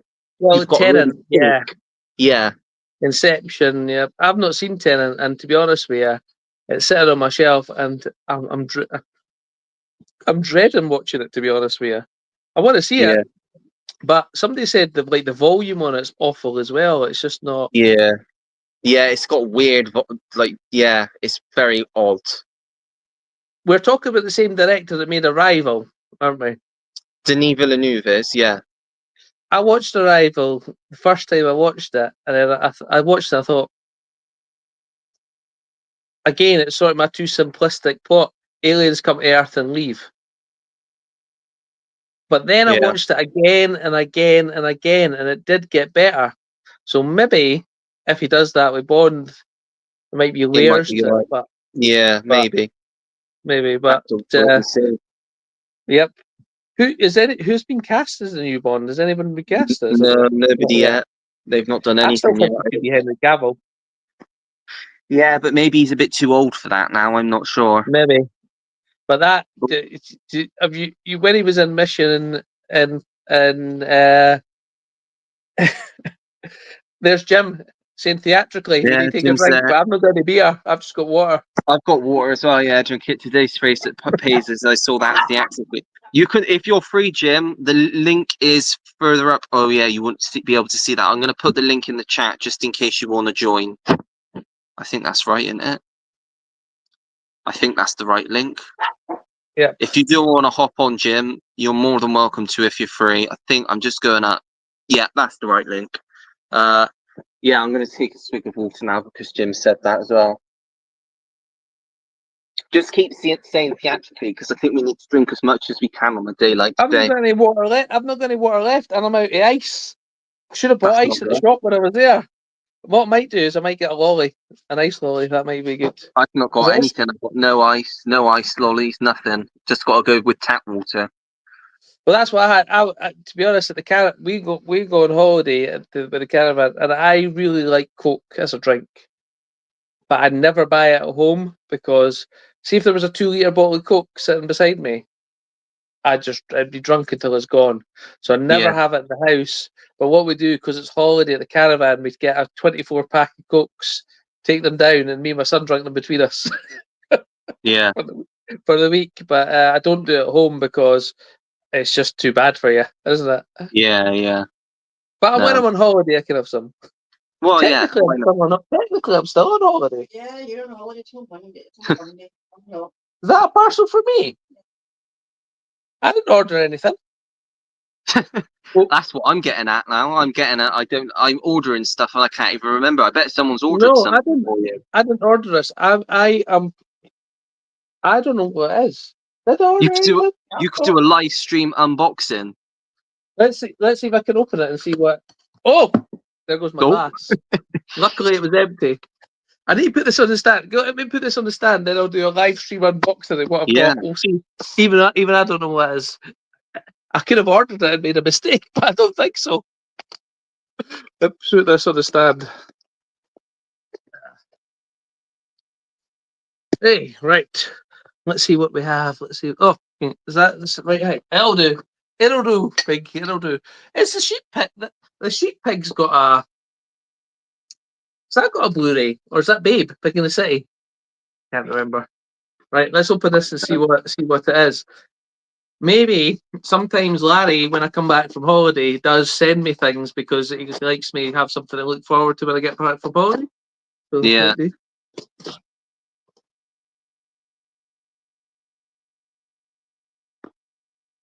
isn't a Blu-ray. What is it? It's something from my work sent me this, so it's not really. It's not. It's just something random. I've got a laptop and I use two monitors for work, and I needed a 3-in-1 adapter. So I think they've sent me. That's what they've sent me. So excitement over. Yeah. Oh well. I was like, I didn't order anything. But there you go. It's not a it's not a Blu-ray. But I did when I was at the caravan. Order myself a copy of Zombieland 4K because I like that movie. And if you're gonna, that's what I've been doing more recently, is buying things to put on the shelf that I'm going to rewatch over and over again. Yeah. Rather than the obscure Arrow horrors I've got sitting there that I've sat on the shelf for 6 years and I've never even looked at. So I've took a lot of them in, traded them in, got vouchers, and I've been buying the 4Ks of movies that I actually want. So there you go. So yeah, the live unboxing climax is not needed.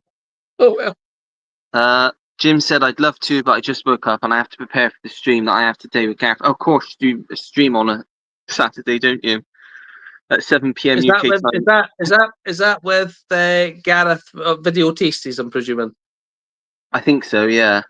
Hopefully you two can join. I saw you were on and wanted to say hello. Yeah. I mean, with this heat, I am going to attempt to get Wind Talkers finished today because at least I can talk about it on my weekly watches tomorrow. But yeah, I shall definitely drop by at 7 or at some point during the stream and leave a message. I'd imagine. It's 3:00. 3:00. Yeah. I look like I was going to say I look like Johnny Depp. Yeah. Hear my wife laughing. Yeah. Because I've got a parrot. Yeah. Did you see? probably ended by now, but the Equalizer 3 was on Amazon for £10.34 yesterday. Yeah, I saw On because 4K. I picked up a copy of the Terminator on 4K because that was only £12. There's also, I don't know if you've got, there's a code you can put in on Amazon right now if you get it delivered to a locker. It's called 3 off pickup. So if you spend more than 10, if you put 3 off pickup in your promotional box, you get £3 off. So you might want to try That's that, but you have to order it at a locker rather than your house. But since the yeah, locker's right next to my CEX, that's no bother. yeah. Jim said it's a letter bomb. Be careful, mate. It There wasn't. you It go. was from my work, which is Yeah, disappointing. It's something I needed, but yeah. there you go. That unboxing had all of the drama of a prepubescent boy getting laid. It was over before it began. Yeah, pretty much. I know. I do like a nice surprise now and again when you've not ordered it yourself as well. Because when you've ordered it yourself, you open it, and you're like, yeah, I ordered that. Yeah, you know what it is. But if I could take some like pills like the Matrix, forget about it, and then have the packages come, that would be good. Yeah, yeah. Jim said, yes, Gareth will be my guest on my channel from Video Tasty. Yep. Yeah. West Wales video.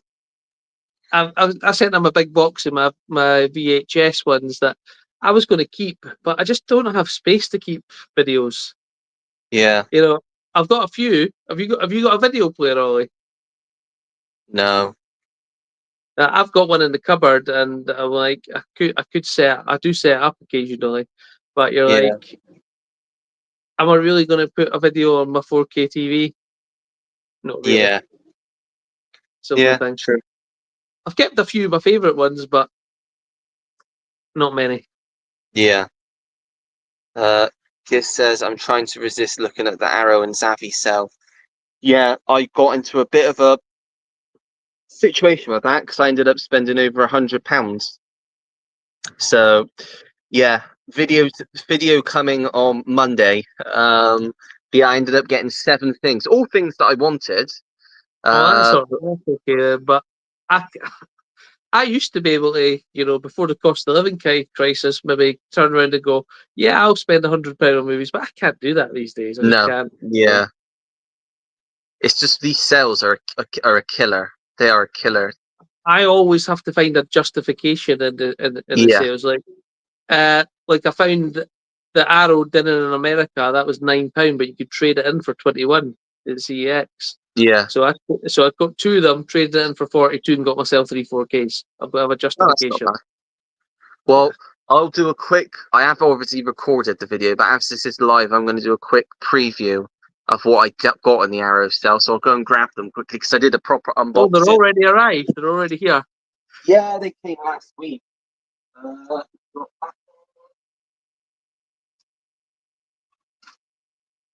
So I got.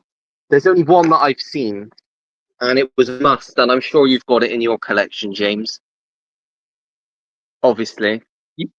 I do. I just done my shelf video earlier on. Was it and on I there? was I've not seen it yet.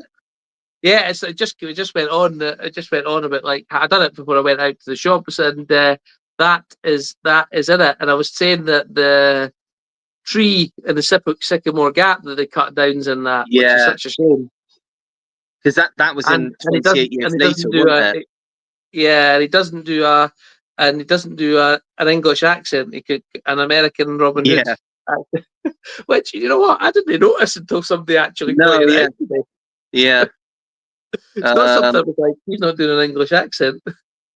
Yeah. And But then that is a good one. Is that the 4K, was it? Or was that that was Blu-ray? the 4K. 4K, yeah. Yep. I got Time Bandits, which I've never seen before. I absolutely hated that movie. Sorry. Oh, did you?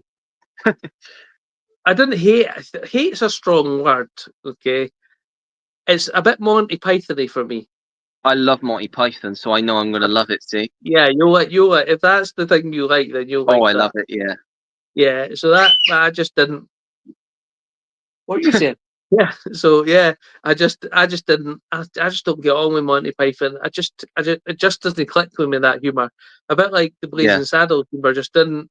It's just like, is that a joke? yeah, It just depends on your sense of humor, and everybody's got their own things. But I think I had that and I traded it. yeah. And then I got Southland Tales, which is supposed I to have be, actually heard that's pretty good, but yeah, that's what supposed to be I don't have. Is it The Rock or is it? yeah, it's The Rock, Sean William Scott, and Sarah Michelle Gellar. Well, that's all right. That's a good cast. Yeah. Uh, and then I got Cinema Paradiso because Roy was going on about it and saying how good it was. I've got that. I've not got the 4K of that, but I've got a Blu-ray I found in the charity shop, and I've yet to watch it. Yeah, Roy said it's brilliant. I mean, he was Well, going on and that on means about. I'll hate it. Well, and me, because we both don't get on with what Roy watches most of the time. You know what? Sometimes though, sometimes we do agree on Yeah, films like The Equalizer. We all do, but there's some we just have totally yeah, different views on. But it doesn't stop us getting on. exactly. Yeah. And then I got Boyhood on 4K. I've heard of that. I've not seen it. Sam said it's brilliant. It's Richard Linklater. So Sam said it's brilliant because it was filmed over 14 years, though, I think, or is it 12? Filmed 12 years, yeah, filmed over Imagine 12 having to years. commit to a 12-year contract. I know. It's got Ethan Hawke and Patricia Arquette in mind. Good cast. I do like Ethan Hawke. He's got a good drone movie. Is it Good to Kill? I don't know if you've seen that. I like that. And I like Yeah. Daybreakers. And I like Predestination. Yeah. Just try to think Oh, the other things. Predestination's awesome. Yeah, I love Predestination. I do like that one. Yeah. And then I've got Wild Things. I don't have a copy of that physically. I have got a copy digitally, and I had that selected to watch at the caravan, but I never watched it. But I have seen it. I've seen it. And then the last one I got, which is actually pretty new release, is The Last Stop in Yuma County. Which Never heard of that one. no, it came out last year. And it got like rave reviews. The only person you probably know in it is, Jim Cummings, Winnie the Pooh. He voices Winnie the Pooh. Fair enough. He's in it. But yeah, it's like throwback to like the 1970s like American crime thrillers. Jim might have seen it, I don't know, but it's basically about two bank robbers that are fleeing from a heist, and they basically just go into this diner and basically take this diner hostage. So it's a bit like, it sounds a bit like Reservoir Dogs type thing, but it's like in the middle of nowhere. Or Dog Day Afternoon. Or something like that, yeah. So it says never bring a knife salesman to a gunfight. So I think that one will be quite good. So yeah, that's everything I got on the Arrow sale. But it's not finished until the 30th of July. So I get paid before then, so I might get some more. Well, as I say, I've been trying not to spend new lately. I've still got like 250 quid of vouchers. Yeah. But I've kept a £200 one away hidden, and I try and keep it in reserve because you don't know what my son's like. He drops stuff all the time. Yeah. My son broke his arms and neck when he was a kid. God. And his hand isn't so great. And the number of Nintendo Switches I had to buy from CX, Jeez. I think I had like 7 Wow. from there. And what was it? I had a pile of vouchers about 6 months ago. Was it 2 or 3 months ago? And he's got a gaming PC now, and he decided to lift his monitor off the desk and clean it. And I said, "Don't do that. You'll break it." And what did he do? He broke the screen. So I had to go. So I went in the CX, used my vouchers, and got my replacement monitor. So I always like to have a reserve just in case for those type of things. Yeah. Yeah. So I'm just trying. There is some 4Ks, but collecting's a process. If you could just go and buy everything you wanted right now, would it be as fun? Yeah, true. Very true. Yeah, so I just look. I've got like loads favorited on my CX. I wait till they drop to the price that I want them to, or don't go up to a massive price because there's a few 4Ks that are out of print now, like Yeah. Ghostbusters 2 and things like that. Oh yeah. Yeah. And there's other ones that are starting to go out of print. You're just hopefully get them before they do. But yeah, so Yeah. unless there's something I really want. Like I did buy Waterworld brand new. I did like that. I did like that. But there's a Yeah. few. So I just try and do it second hand if I can. Yeah. Jim said, I just ordered 6 titles off of the Kino Lorber sale, 6 Blu-rays for $60. That's not bad. Well, see, in America, I think there's quite a few decent things that Yeah. We can't we get would it want. over it. We should set up a gym postage thing so you can go to the shop get us some and post us them. Yeah. Yeah. We just pay him for it. Yeah. No, yeah, it's a shame because and Kino Lorber, I know they're region locked because I've got a few. I think I got one actually, which I've not tried watching yet. But it's you have to have like a region free player, so I can only watch it downstairs on my region free player, which is a pain. I had a region free player and it broke, and Yeah, I never ever replaced it. But there is a trick that you can do on some of the Panasonic 4K players that you can watch them unlocked. And there's a few Blu-rays I've got. I've got Invincible. Have you seen Invincible yeah, I with know Mark it. Yeah, Wahlberg? yeah, I know of it. That's region locked. Yeah, But if you put in the player and there's a way you can bypass it. I think if you press menu something twice, it'll play. So some yeah, of the region locked ones actually play, but others don't. It's not yeah, 100% foolproof. yeah. Jim said, "Sing a song." What I've not song got do any. you? I've not got a musical bone in my body, according to my primary No, teacher. me neither. I don't know what I would sing. What's any requests? Sam's not here, so we haven't got Yeah, Sam to sing for us today, no. unfortunately. Uh, the Painted Man. See, I don't even know what that is. I don't know what he's referring to with that. Maybe Time Bandits because he's followed that up with Maybe. Time Oh, Bandits is awesome. maybe. Yeah. Maybe. I knew Jim would I've not. like that because yeah. Yeah, I don't. I don't know if I traded. I'm pretty sure I traded it in. maybe. Yeah. Uh, Blasphemy. Don't be talking bad about Blazing Saddles. I might have to jump on a plane. I'm Jim. Sorry, but I'm not a lover of That Blazing I Saddles mean, either. I bought it. I watched it. I think I traded it the same day or the second day, the day after I I got it. didn't find it I was like, funny, I'm never going to watch it again. I just haven't. That's what I just didn't. and I love Gene Wilder, but I just didn't find any of it funny, to be honest. Yeah, I like Richard Pryor, and Richard Pryor was meant to play that part, wasn't he? Yeah, and he didn't And in the Blazing end. Saddles. Yeah, He didn't he, because he some conflict or something like that. And I'm like, yeah, well, fair enough. But it just didn't hit with me. I think it's a generational thing. I honestly do. yeah. You should like Cinema Paradiso since it's not a French movie, Ollie. Oh, I'm getting a bad reputation for French. But to be honest, the French films that I have seen, I've really enjoyed. Like Amélie. That's about it, I think. I think that might be the only French film I've seen. I've seen a I Luc Besson film. It was French with Christopher Lambert. I don't know. I can't even remember the film's name, but it was just so boring. yeah. Roy loves them though.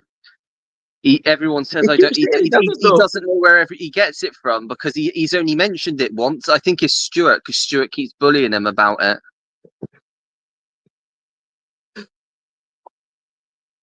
Uh, Wild Things is great. Yeah, I've not seen that yet, but I've heard it's Bill Murray's in it as well. I think. I have seen it, but it's one of these ones where I remember some bits about what happened, but I can't remember the whole thing. I like when that happens though, because then when you take the movie off your shelf, it's like you're watching it again for the first time. Yeah, I really wish that would happen with 7, but it never does. yeah, 'Cause you're like, it's too memorable. It's absolutely too memorable at the end. But yeah, sometimes you're like, I wish I'd forget that so I could rewatch it again for the first time. yeah. Have you seen the Before trilogy with Ethan Hawke? Great trilogy. No, and I missed out on the Criterions for that because they're out of print now and can't get hold of them. So I'm hoping they do like a reissue of them because I'd love to see those 3 films. I think I've got it on DVD somewhere, but I've not watched it. Yeah. Jim said, I never heard of that last one, Ollie. Yeah, it came out like, I want to say around this time last year, but only in America. I don't think we even got like an actual cinema release at all over here. Arrow just picked the rights up and released it. But I heard loads of like really good praise about it when it came out last year. And I remember watching a trailer for it and thinking, I hope this comes over here because it's one of those films that I really would like to watch. And I've not seen anyone pick up the Arrow edition at all.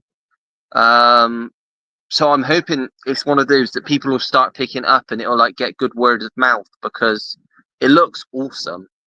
And it looks really low budget, but I think it, like I said, it's had really good reviews. Some people were saying it was one of the best films from last year.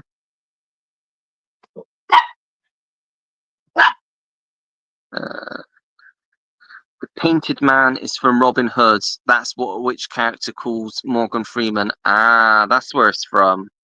I've only seen Robin Hood the once, so I can't remember that. I haven't. So I haven't. So and I should know that. I should know that. I've seen Yeah, it several times, and I remember. Yeah. unless it's one of those things where in America they said it, and then our cut over here they didn't say it. No, it is an hour. It's definitely an hour one. It is. I remember it Yeah, now. Now he said it, but it just took a minute. yeah. French movie recommendations for you, Ollie: Untouchable and La Femme Nikita. Now, I've seen the American remake of Untouchable, which is called The Upside, which I mentioned on the live stream just gone, which I really liked with Bryan Cranston. But I've not seen the original, so yeah, I quite like that's Omar Sy, isn't it? So I'd quite like to see that one. I've got Nikita, but I've not watched it yet. But Yeah, it's the Luc original of Besson. it's the original of the Assassin with Bridget Fonda, isn't it? Yeah, that's Luc Besson, isn't it? Yeah. So I've seen the Assassin, and I've got it. That's why I picked up Nikita, but I'm yet to watch it. Yeah, no, I've not seen it, but yeah, I don't even think because in it like Point of No Return, is that another name of the American one, The Assassin? Yeah, Yeah, basically, no, it's a good movie. Yeah, I've seen the Blu-ray, but I've just never picked it up. Same with the Nikita Assassin because is I can imagine it. The Assassin is a great movie. I thought I've never seen the original, so if that's based on that's based on the original. The birds try to eat me. What are you trying to do? But Yeah, yeah, I think The Assassin is a great movie. I've got her Bridget Fonda in Single White Female as well. I picked that up recently.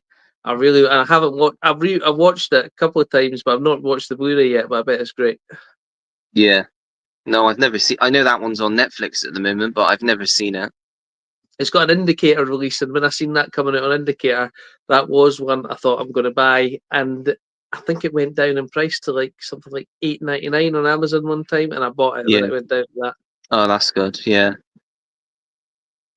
Tim says yes. Point of No Return is the American remake of Nikita. Bridget Fonda played her in the American version. Yeah, Yeah, and it's called The Assassin over here. I think it was just yeah, called The Point of No Return because The Assassin already had some rights issue over in America. yeah. No, I Yeah, can picture the front cover, but I've never seen it. it's a great movie. Gabriel Byrne plays a great character in that. Oh, I didn't even know he was in it. Yeah, I'll have to check that out because I do quite like him. He plays sort of our mentor Right. in it, but I don't know. But he's a good. I really like. What's the other film I seen him in recently? Is it Stigmata, where he plays the Oh devil? yeah. End of Days. End of Days. That's it. Yeah, Yeah, that's a great film. I do. I really like that one as well. There's one that I've been trying to get, and I think it's hard to get. It's got Ghost Keanu Ship. Reeves in it. Ghost Oh, I've Ship's got Ghost Ship. something that. I've, Yeah. I've got that. But it's Keanu Reeves and Gabriel Byrne. I think it's The Devil's Advocate. Oh, that's Al Pacino. Yeah. Oh, there you go. So I got that wrong. I've But yeah, got that one. Yeah, I've got that one. it's out of print, I think, as well. Well, over Yeah, here. But yeah, it might be. I got it in CEX for about £8, I think, a while back. yeah, if I seen it in mine, I'd take it as well. But I'm pretty sure it's on my list of German Blu-rays to get because it's difficult to get. Yeah, yeah. And as you know, I absolutely hate CEX postage. I really do. But Oh, yeah, I wouldn't pay that. It's unless it's something that I really want and I can justify the price of the postage, I wouldn't bother. Not when, like, years ago, I remember when I first started ordering from CEX, it was next to nothing for postage. Like, you could get something for nothing, basically. Like the what 50p really, ones. what really, really bugged me the other time is I ordered those 4 Clint Eastwood 4Ks, Yeah, and they charged me £3 each. And then one they sent 2 in the same envelope, which means it came from the same store. and they charged me £6. Yeah, that's And bad, that is. I emailed them about it and said, "Come on, this is the on, right?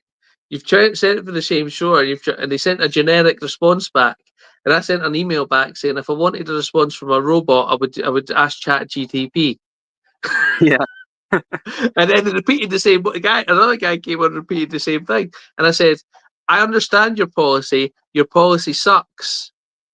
yeah, And they still didn't give him a £3 back. yeah. But there Uh, you go. yeah. I can't bring myself to watch The Upside. The original is so heartwarming and funny and shouldn't have been remade. I think that's the thing with remakes. If you see the remake before you see the original, then I think it's Not, okay. But you're it's going not to as judge bad. it Yeah. differently, in it. But if you watch the original and then there's a remake, you're going to judge it more, aren't you? Because you've got that to go off of. Some remakes I didn't mind though. Yeah, Like I watched. Roy doesn't like this one either. I watched the Red Dawn remake. I thought that was a good attempt. yeah. I've not seen the original though, but I remember enjoying the remake. Yeah, I thought it was a good attempt. Uh, I've never seen the original Dawn of the Dead. I'd seen the Zack Snyder Yeah, one with me the mall same. first, Yeah, and I thought that was a great film. And then I yeah, watched the me too. original, and I was actually like, I think the remake's better, Yeah, controversially. And taking a Pelham 1, 2, 3, yeah. Roy agrees I on think that one, I think. yeah, and I'll also recently picked up the Assault on Precinct 13 Oh yeah, remake. I prefer that's Ethan Hawke as well, isn't it? yeah, And I picked that one up, and I think that's better than the original as well. So yeah. Jim said maybe it's a generational thing, but the original Red Dawn is very important to me, and I hated that fucking remake so much. I think you're I right. really, I'm an absolute fan of the Red Dawn original. I think it's a I think it's a great movie. It's a great cast. I've watched it more times than I should have, but I just didn't think that the new one was a bad attempt. You know, they had to use a different enemy. The guy's the police chief instead of the garage owner. They have to police it. I didn't hate it. I didn't hate it, but there you go. But I really like the original. I, I always reference it when I'm presuming you've seen Hot Tub Time Machine, Ollie. Yeah, yeah. I think that's a really funny film. Oh, it's funny. I need to get that And on there's a guy, Blu-ray. one of the enemies that was obsessed with watching Red Dawn over and over again. Yeah, Yeah. Or when the guy runs out the thing, he goes, "There's something wrong. Michael Jackson's black," and because he's in the 80s. Yeah.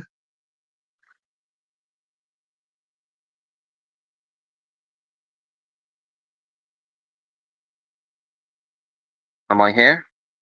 You are. You are. Did we lose you? Yeah, my phone's dying, so I had to turn on power saving mode because my phone gets really hot in the heat. For It some does. reason, Yeah. if I plug it in, it doesn't even charge. So hopefully, if I put in this power saving mode on, it should give me more time on the battery. So Yeah. I was But what just were you saying. saying? Yeah. I was just saying that in Hot Tub Time Machine, when he goes into the bar or whatever it is, and the guy runs out screaming, he goes, "There's something wrong. Michael Jackson's black." I just thought that was hilarious. Yeah. I really like that film. John Cusack's another, favorite actor of mine. And that was probably one of the last. That was probably one of the last sort of good John Cusack films, I think. Might be the last one, to be honest. Could have been 40. I like Room 14. Is it Room 1408 or 1408? That was before that. Yeah, there was. I tell you, I don't mind the number station. I think Brian Wilson, Love and Mercy, he was really good in that. I've never seen that one. Yeah, that's a good one. That is about the Beach Boys. And I also like him. I like 2012. I know a lot of people don't like that movie, but I like it. Yeah, I do too. Yeah, I don't mind that one. And there's an alternative ending on it as well, isn't there? Or a little bit different. I've not seen that. I'll have to check that one out. The alternative ending. It's on the deleted scenes, and I like it that much. I've got the 4K. And it's just movies that I watch over and over again. That I've got the 4Ks of most of them anyway. And also, what's the other disaster movie that I really like? Moonfall. I just got that on 4K. Yeah, so I enjoyed that. I think it's just if you take things too seriously, it's definitely. Yeah, you've just got to watch it. What is what it is? The guy at Game of Thrones trying to fly a spaceship. Yeah. Yeah, exactly. Jim says, "Screw sending you guys imported films. I'm going to send you imported air conditioning units." Yeah, that is not a bad idea. We need them at the moment, but we wouldn't use them as much as you guys use them because it's only very rare. Do you know, Ollie? My CEX has got air conditioning. I don't know if every well, I went in there yesterday and I joked to them. I said, "I'll tell you what, I'm just going to get a deck chair and ice lolly." Yeah, stay here for the day. Yeah, that's bad. That is. See, I don't know. I don't think every CX has got air conditioners. It must just be some of them. No, that's what I mean. It's bad. It's bad because I've been in one before and they've been complaining how hot it is. The staff. Surely they should have air conditioning, like legally, in a place like that. Yeah, well, my one does, and they were like, "It's brilliant. We love coming into work at the moment." Yeah, I bet.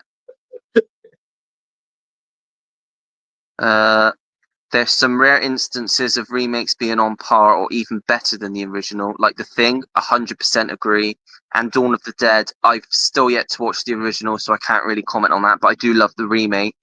But for the most part, they're poo and cash grabs. Yeah, definitely. It's true, but I actually watched the trailer for The Running Man, and I sort of quite like the concept. Yeah, it doesn't look too bad. It's Edgar Wright as well, so... Yeah, I like the concept. It's different from the original. Will it be better? Probably not, but I think it's probably worth watching. Yeah. Yeah, give it a go, see what it's like. I'm going to put these 4Ks away whilst I'm waiting for more comments to come in. If anyone has got any more comments or any questions, get them in there still, because otherwise we'll probably start to wrap this up. Yeah, and you know what I'm going to do while you're doing that? Yeah. I'm going to grab an ice lolly. Not a bad idea. I haven't got any left. We'll see. You're looking at my ice lolly, Cookie.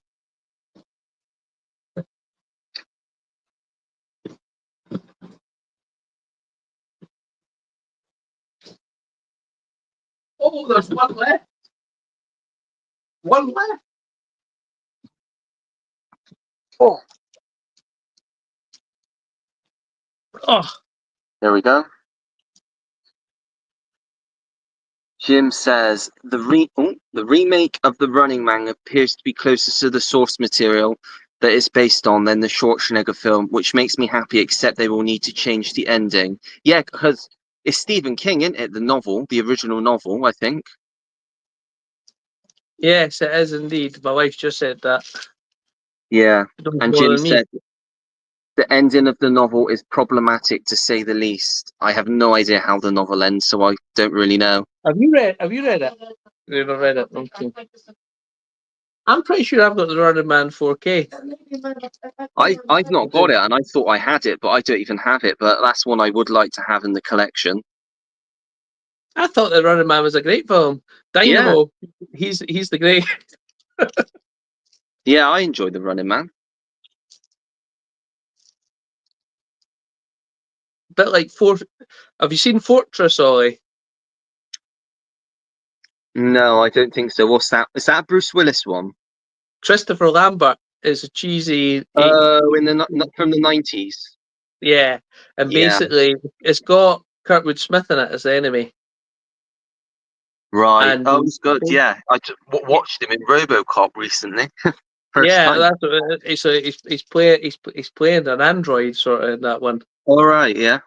And he's basically that births have been outlawed, and him and his wife get arrested for having a child, and they get put Right. in and they get put in like this futuristic prison, and he Yeah. has to escape. He has to escape. Right. It's a hard Blu-ray to get because there's not a Blu-ray of it over here. There's only a German version, and the German Yeah. version's always out of print. And it's like 60 quid sometimes. But you can get the Spanish release of it, which I did. I think I paid £18 for it. But I got that because it's a film that I like to rewatch. Yeah. Yeah. No, I'll have to try and look out for that one. It sounds quite interesting. Kurtwood Smith again. He plays a lot of characters, doesn't he? That you think. He was in Rambo 3, wasn't it? He's in Star Trek as well. Oh, he's yeah. in a double episode of Voyager. I can't remember what it's called. The Year of Hell, where he plays a time shifting enemy, and that was a great episode as well. So he's in that. But he's in lots of other things as well, isn't he? Yeah. At the end of the book, the main character hijacks a plane and crashes it into a skyscraper. Yeah, well, that would be problematic slightly. That's definitely problematic, I would say. I think they're definitely going to change the ending for that then. Yeah, definitely. I'm going to go and grab a glass of water, see if any more comments come in.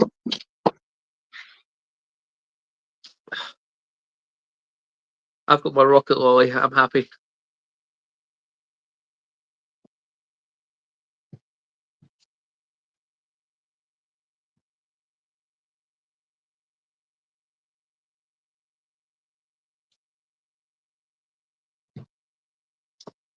Where's the cookie go? No, on couch. Oh, there you are. Right. See, the problem I have is the water that comes out of my tap just isn't cold enough. It needs to be colder. And the thing is, see, if you run it, it will get colder, but that's a waste of water. That's the problem. Exactly. And I did run it a little bit then, and it's slightly colder than the glass I had before, but it's still not cold enough. So, like, 169 from Lidl, 10 rocket lollies. Yeah, I'm gonna have to get some of those for this heat because it's just we might have. Hopefully, my mum picks them up when she went shopping earlier, so I'll have to go and have a look. To be honest, because I could do with one of them. Yeah, we did have 10, but this is the last one. Oh, went quick then. Went down well. Only got them yesterday. Yeah. Jim says, I have to run, fellas, but I hope you're able to cool off and get some sleep tonight.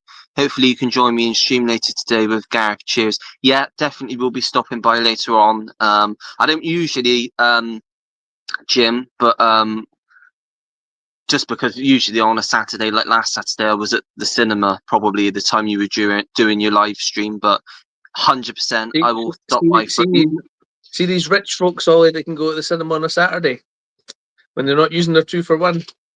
Well, the reason why I've been going is because with work, I get like a £25 voucher. So I've just been using my tickets that they gave me.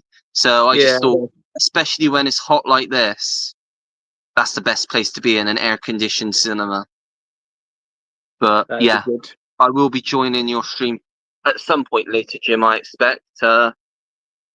In and out, maybe. It depends what I'm doing. If it's hot, if it's very hot, then definitely, because I won't be wanting to watch a film at that time. But yeah, I've watched half of the Resident. Have you seen the Resident? The Resident. It's the guy. What It's a series? no. It's a film. It's the guy from. Oh, Christopher Lee. Is that the one? No. Yeah. Yes. Yeah. He is it. He is it. He's the old guy. It's a in it. Hammer film, isn't it? No. No. No. Not that one. The guy out of The Walking Dead. Negan's in it. And this Yeah, young. I know And the this, one you're talking about. yeah. It's not Christopher Lee. There's who's the older? I thought Christopher Lee was in that one. It could be. And I thought it was is one of the Christopher modern. Lee. Is it It one is of the Christopher modern? Lee. Yeah, and I'm sure it's like a modern Hammer film. Is it got Hammer on the back? It doesn't say. I mean, if it's Christopher Lee, It the does. chances It are. does. You're Yeah, right. I thought it was. Yes. Yeah. I watched half of it. Watched half of it so far. And Hilary Swank's in it. And I've got the other half. Oh. I've got the other half to watch. I might watch that one. It looks I good. It's got got I, good when cast. I was started watching it on Amazon, and see Yeah. when I start watching things on Amazon, I'm like, this is quite good. So I've not seen the ending yet, but while I was watching it, I bought it off Yeah, eBay. I think it was I only do like that it was off sometimes. music. It was off Music Magpie. I think it was like £4.50 or something like that. So Yeah. got that one. The other film I watched, Ollie, that I wanted to buy on Blu-ray, but it was so expensive, so I didn't do it. Was Roadkill with Paul Walker. Oh yeah, I know the one. Yeah, it's really out of print now, isn't it? Yeah, I was like, I watched it. I thought it was a really good film. I think I'll add that to the collection. And then when I went to order it, it was like 18, 20 quid. I'm like, Wow. these movies could be Yeah. 4 or 5 quid. Yeah, that's insane. When I see a movie that's tagged based on a book from Stephen King, I tend to go into it with the absolute lowest of expectations or run in the opposite direction. To be fair, the ones that are coming out this year that are based on a Stephen King book, we've got, 3? We've got The Life of Chuck, which has had absolutely rave reviews and looks brilliant. We've got The Long Walk, which also looks really good. Oh yeah, I've seen that. And Yeah, I've seen the trailer for that. Man. Yeah. So we've got 3 films that could potentially be really good. And in all honesty, I didn't hear terrible things about the remake of Salem's Lot. We haven't really had a physical release of it over here, so I've not really been too on it to watch it because I've only just watched the original. But that didn't get too bad reviews, I don't think. Have you seen The Stand, Ollie? No, I've not. I think someone brought that up on the stream last week. I like The Stand, and my wife had it when it was on video, but it was like I think it was like 7 video cassettes. So I picked up the original miniseries with Rob Lowe. Who's the guy that plays Forrest Gump's? Oh, Gary Sinise. Lieutenant Dan. Yeah, he's in it. I think it's Molly Ringwald as well that's in it. And they remade it, didn't they? They have remade it with Amber Heard. Yeah, and Whoopi Goldberg.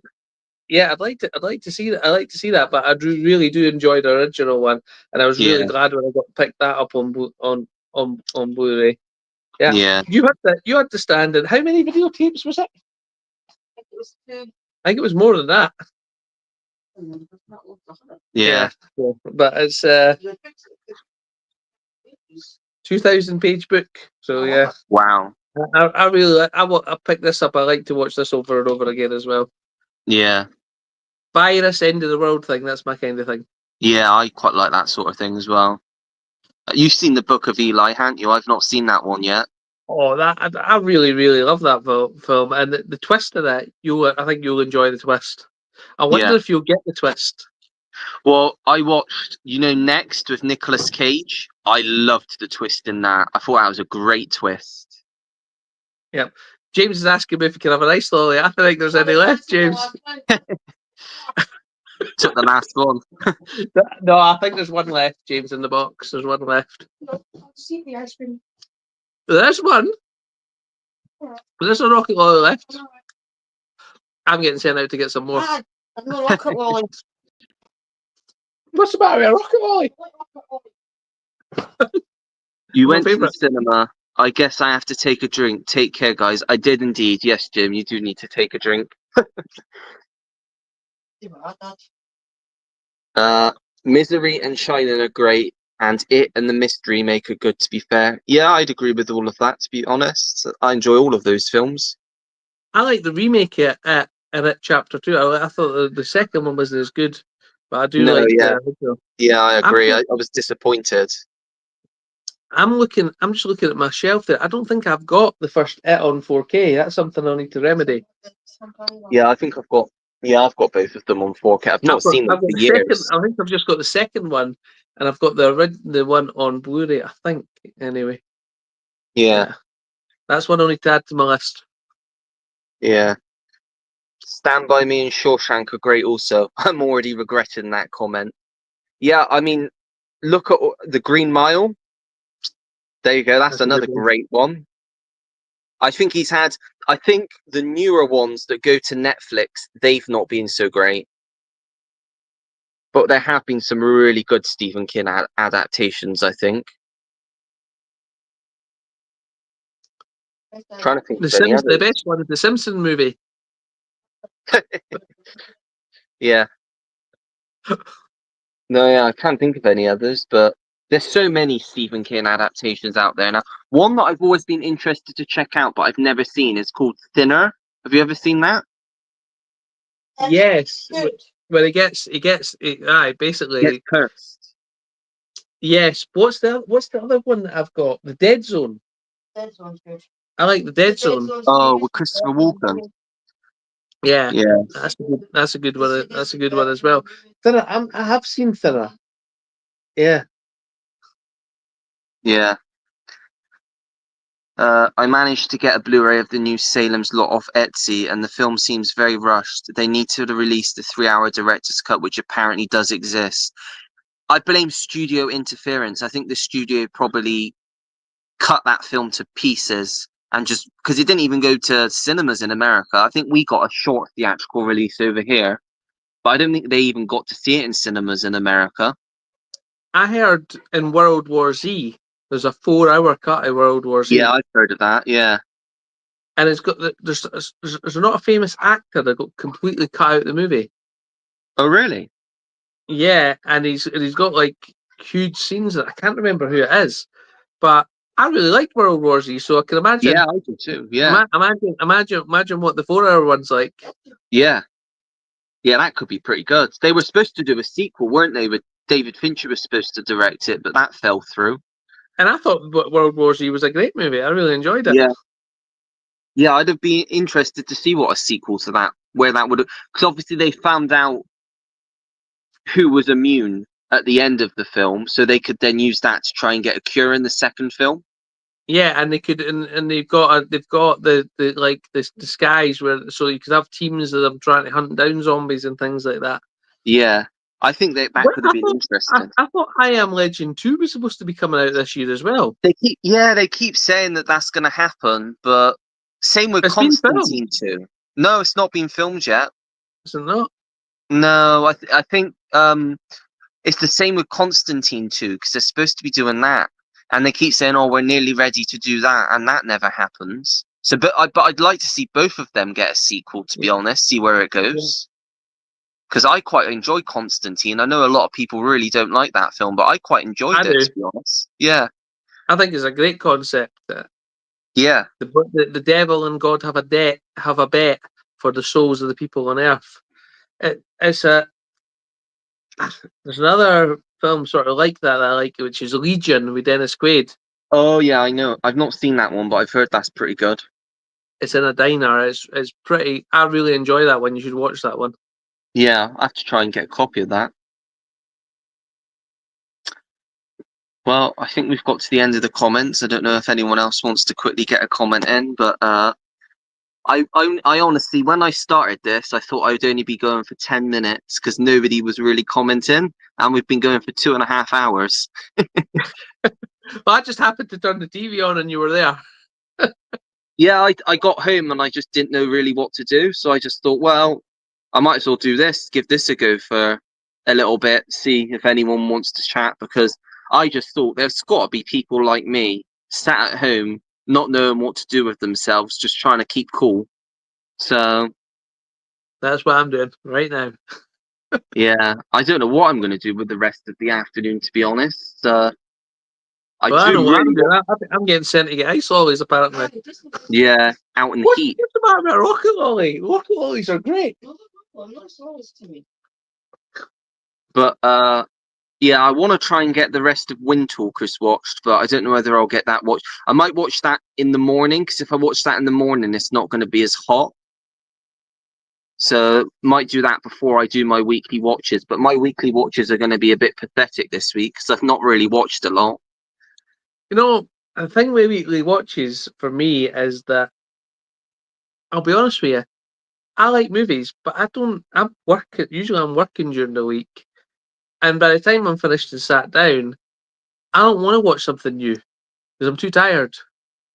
Yeah, And I like to just watch things that I'm familiar with and rewatch things and do that. I usually only rewatch new ones at the weekend or something like that. So when I do my yeah, weekly watches, it'd be like I've watched one film, two films. That's it.